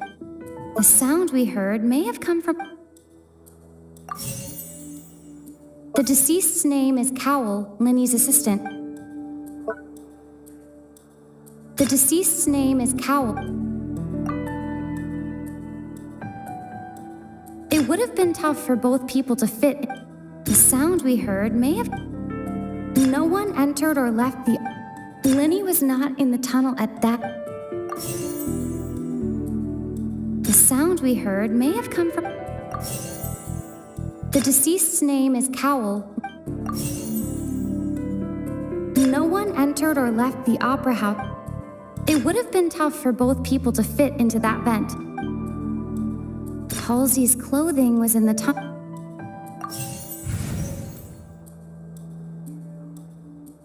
No one entered or left the opera house through its... It would have been tough for both people to fit. No one entered or left the It would have been tough for both people...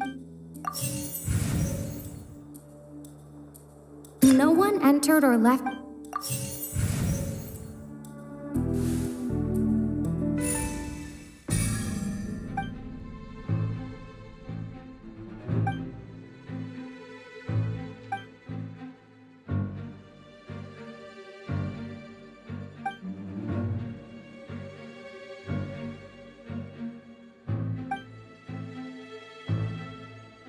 What's wrong, Traveler? Are you still having trouble figuring things out? I see how it is. So this was all just a bluff. And here I thought you had something to show for it. But it seems you're still far from the truth. Look, since we're at a dead end, why not consider a different track? Just like the trick as it transpired, the end result must have been utterly different from the magician's initial design. If only we knew how Halsey disappeared. Well, that would be nice, but the tunnel only has 3 exits, and none of them seem very likely. And it's not like this is a magic trick where you can just make a real live person disappear. You know, like you did from that water tank, Lynette. Excuse my interruption, dear opponents, but do you not see that the crowd is growing impatient? There is no greater sin in this opera house than an awkward delay in the performance.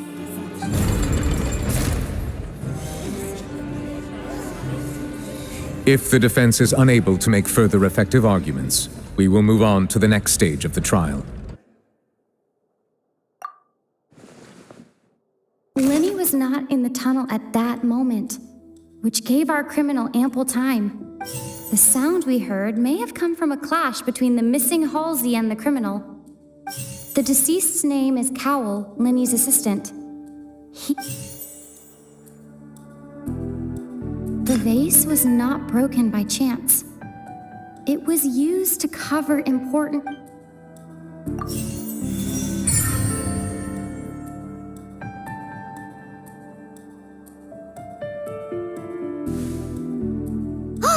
Paimon gets it! It all comes together if Halsey disappeared instead of being kidnapped. Lynette escaped from the water tank, vanishing gradually and leaving only clothes behind. If there's a similar method where a person could be transformed into water... Oh, just a moment, please. I do hope you know how preposterous you sound at the moment. How could a person ever be transformed into water? This is reality we're talking about here, not some magic trick. Must we really?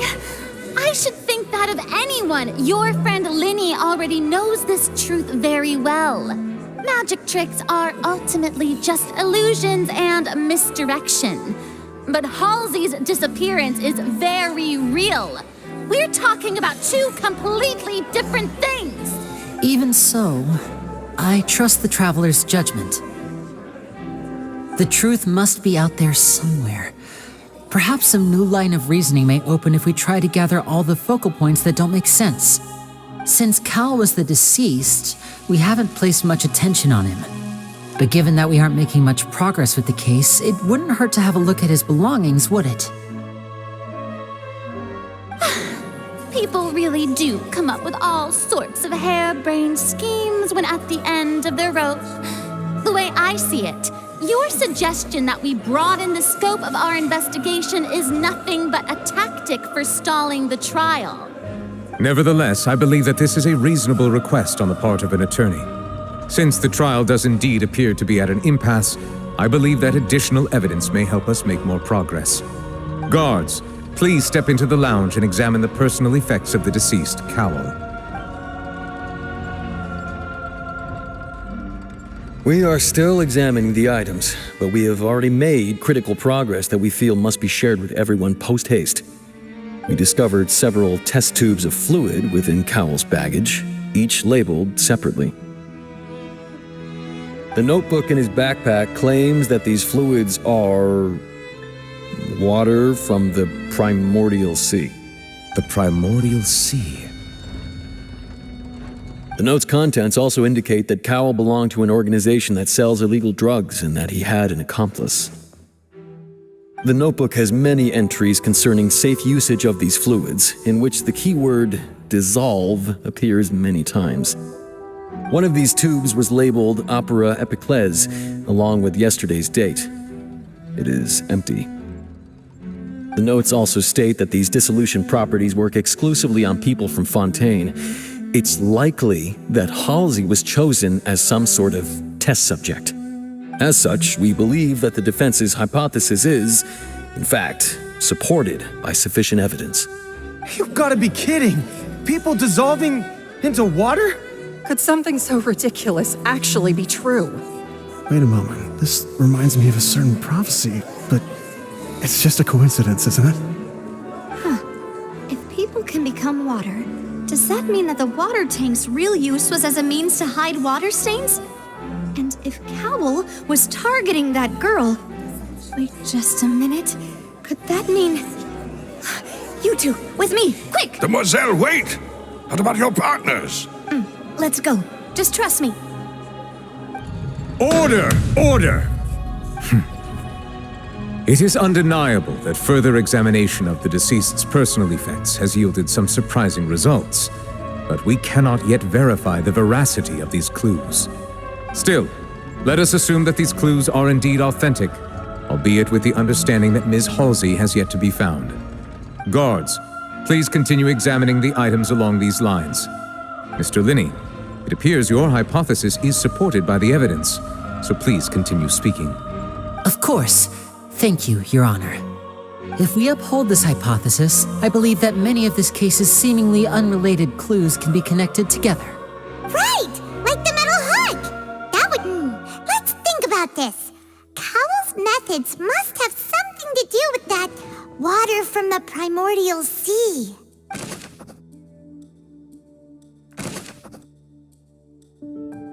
The deceased's name is Cowell.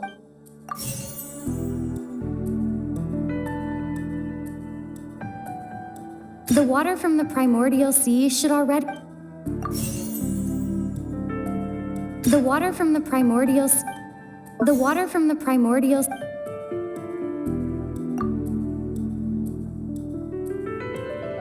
Now it seems like the hook rope was not meant for another magic trick. The water from the primordial...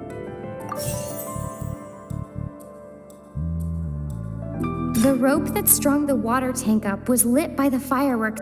Lynette was in the magic box on stage. I remember there was... The rope that strung the... I remember there was some...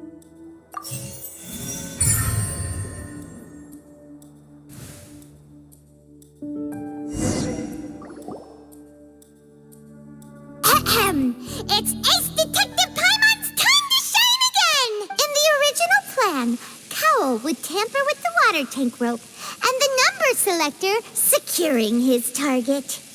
When the magic box containing Halsey was lowered, the metal hook would retract gradually and pierce the balloon at the top of the box. When the balloon attached to the box popped, the water from the primordial seed inside it would pour down and dissolve Halsey. Afterward, Cowell would enter the tunnel and break the flower vase to conceal the water inside the tunnel, with the remaining evidence being covered up by the water tank on stage. But he encountered something unexpected in the tunnel and wound up being fatally hit by the same water tank he meant to use to cover his tracks. Huh. That does make sense. That actually links together a lot of the more confusing pieces of evidence. Oh dear, what do I do? Even I think they sound convincing now. Have I falsely accused an innocent person? What a humiliation. Now, it seems like the only point of contention remaining is the exact circumstances that led to Cal's death. His notes mentioned he had an accomplice who could be related to the situation. On that note, the guards have just contacted me indicating that they uncovered new evidence. I shall now invite him on stage to share it with us. Thank you, Your Honor. We were just inspecting the luggage of the other people involved in this case. And we found an identical sample of the water from the primordial sea among Linny's personal effects. What? That can't be. Oh, I see. Well, how wonderfully comedic to have your own counterattack only to come back and wound you. Does this not clear all doubt? My dear citizens, my loyal audience, allow me to present my reasoning and bring this performance to a swift close. Linny did not need to take part in the dissolution of the young woman at all. Indeed, he did leave the scene via the vent.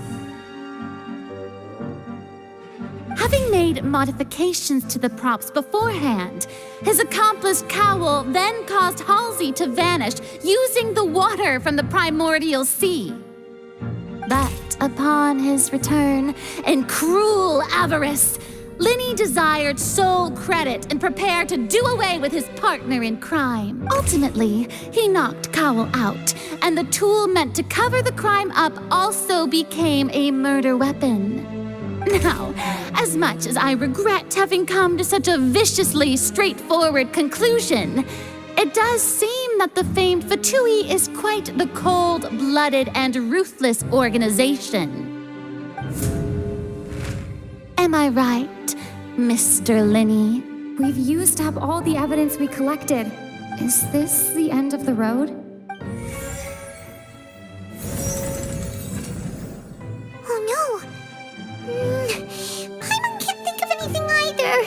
It doesn't look like there's any way around this. Seems using the water as new evidence was too good a move. Why did this have to happen now? I think we've all seen enough now. And we have ample witnesses to my flawless reasoning. I believe this is indeed the finale. Now then, my good, noble Chief Justice, should we not, in your view, move... Excuse me, everyone, but I must interject. Miss, I must ask you not to shout and to respect the ongoing legal proceedings. Oh, come on. Don't be hasty. I have a good reason for interrupting, you know. Now, would anyone here like to take a little break from all this debate and see a little magic? I'll show you an amazing trick. One that can bring a young woman who has disappeared back in the flesh, right before your very eyes.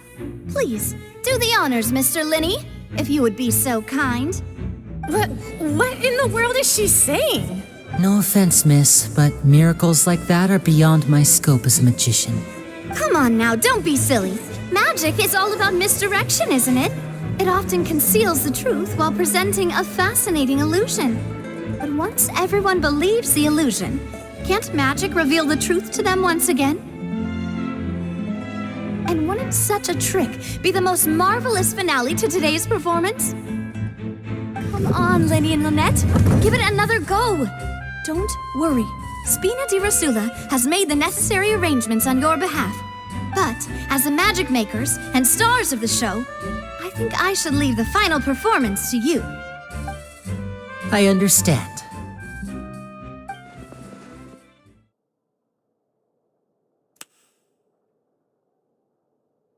And voila!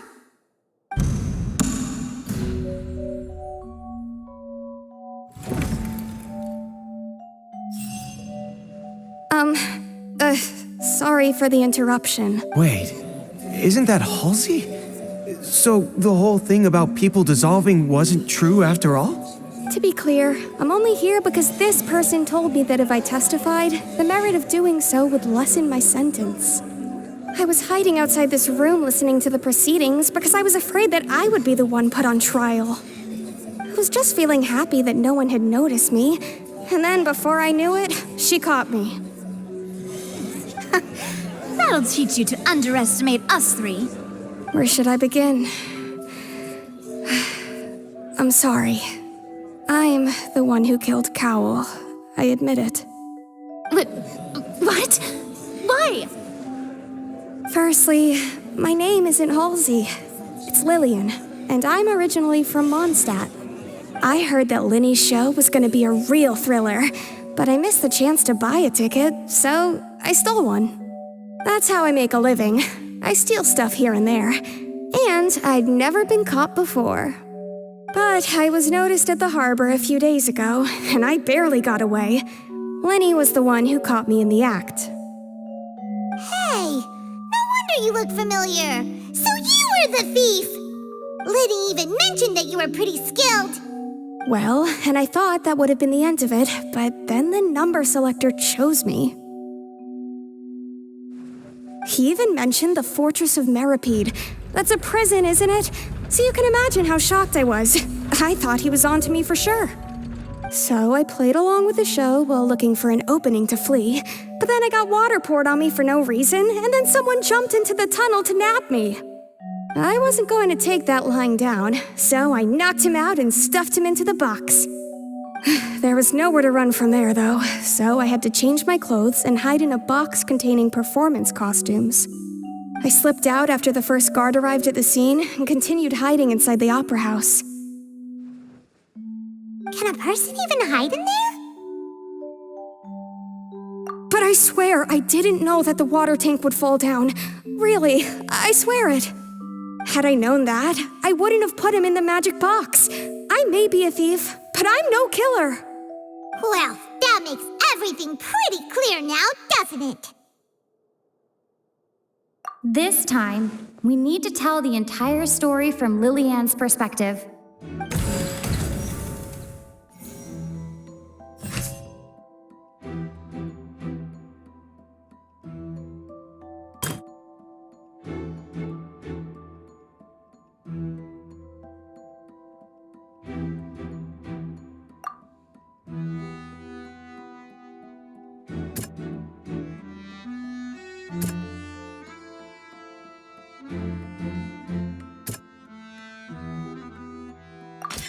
The strange sound wasn't from a fight. It was Lillian's attempt to break out when she was frightened.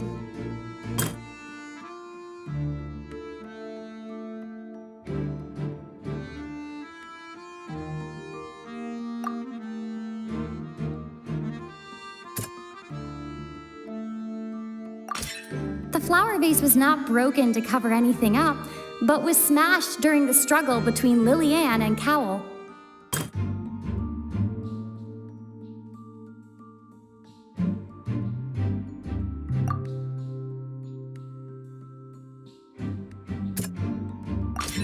Lillian was afraid that she would be recognized if she left, so she changed clothes and hid, biding her time. Just what one might expect of an experienced thief. And it's Ace Detective Paimon time! Having been selected out of the blue, Lillian panicked. Her panic only intensified after she entered the tunnel and had water poured on her head. So she kicked the door open, producing the thud we all heard. Hearing the commotion, Cowell leapt into the tunnel, only to discover that Lillian had not dissolved. He did not know that Lillian was not from Fontaine, but was a thief who made her way in by stealing a ticket. Mistakenly believing that the water from the primordial sea needed time to take effect, he tried to force Lillian back into the box. The two broke the flower vase during the struggle, but Lillian came out on top, knocking Cowell out and putting him in the box. With no way of escaping, she changed her clothes and hid in the costume trunk until the performance ended.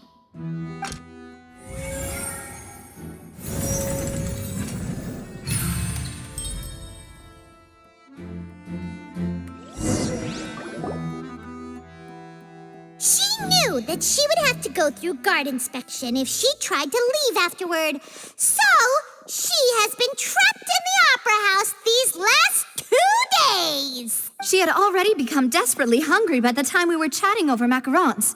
So, she swiped 2 of them right under our noses. At this point, all the events that happened in the tunnel have now come to light. Ah, so that's the whole story. Bravo! Bravo!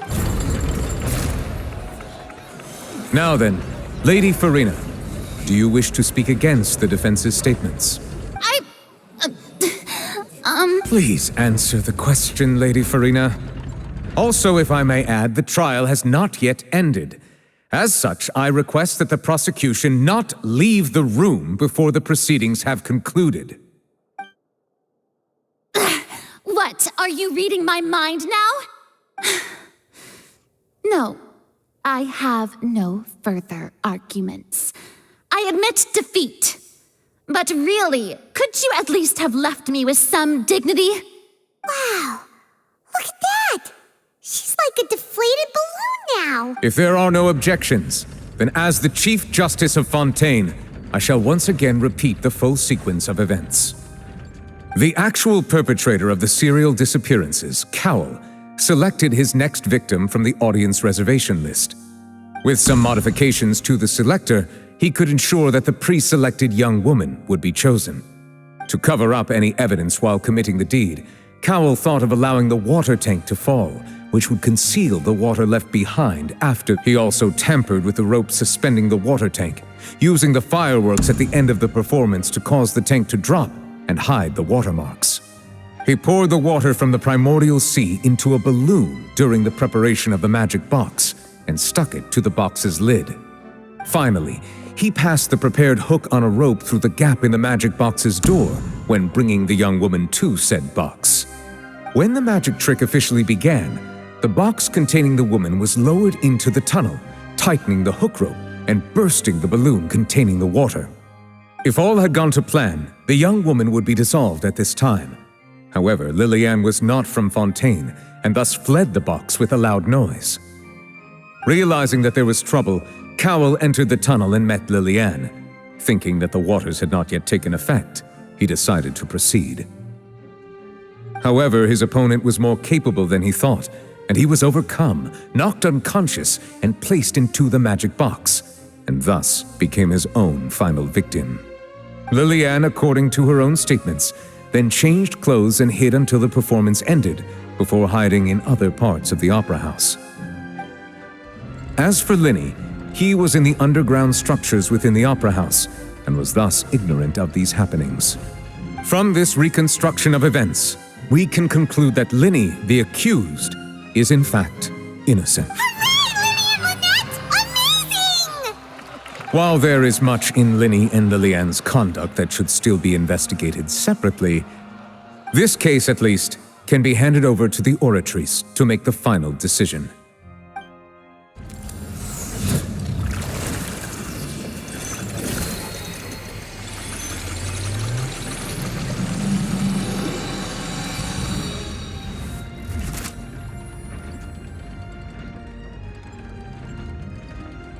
As such, Linny and Lynette are officially declared not guilty.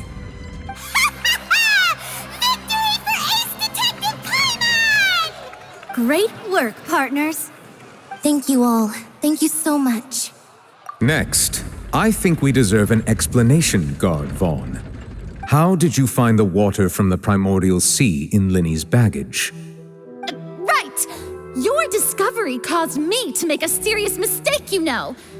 Or was that not a discovery, but false evidence that you dared to bring before this court? I suspect that the accomplice mentioned in Cowell's notes was not Linny, but you, yes? I'm sure you know what you must do to lessen your sentence. Speak quickly! Unless you want to earn yourself a one-way ticket to Coupon Town. I was just following orders. We were supposed to place blame for the serial disappearances onto Linny, and thus cause suspicion to fall on the Fatui. The higher-ups said this was the best opportunity to do so. And now that your plan has fallen through, and the secrets of the water have been revealed, you have become a liability to said higher-ups, yes? Therefore, you would be wise to tell everything you know, and seek the protection of the guards. Yes, I'll tell you everything I know. Our boss discovered that the water can cause people to dissolve. It can also be made into a potion, which when extremely diluted, can cause people to experience unforgettable exhilaration. We've been in this business for a while now, and have made decent mora off it. The disappearances were also the boss's idea. I mean, this is the boss we're talking about.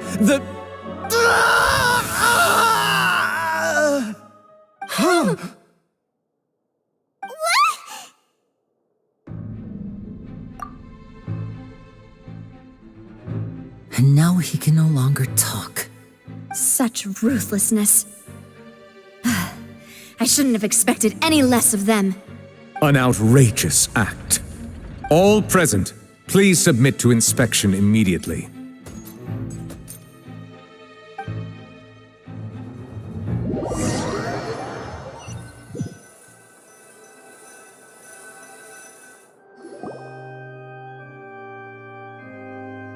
So, we're just going back now? That's true, but... Traveler, Paimon! Please wait.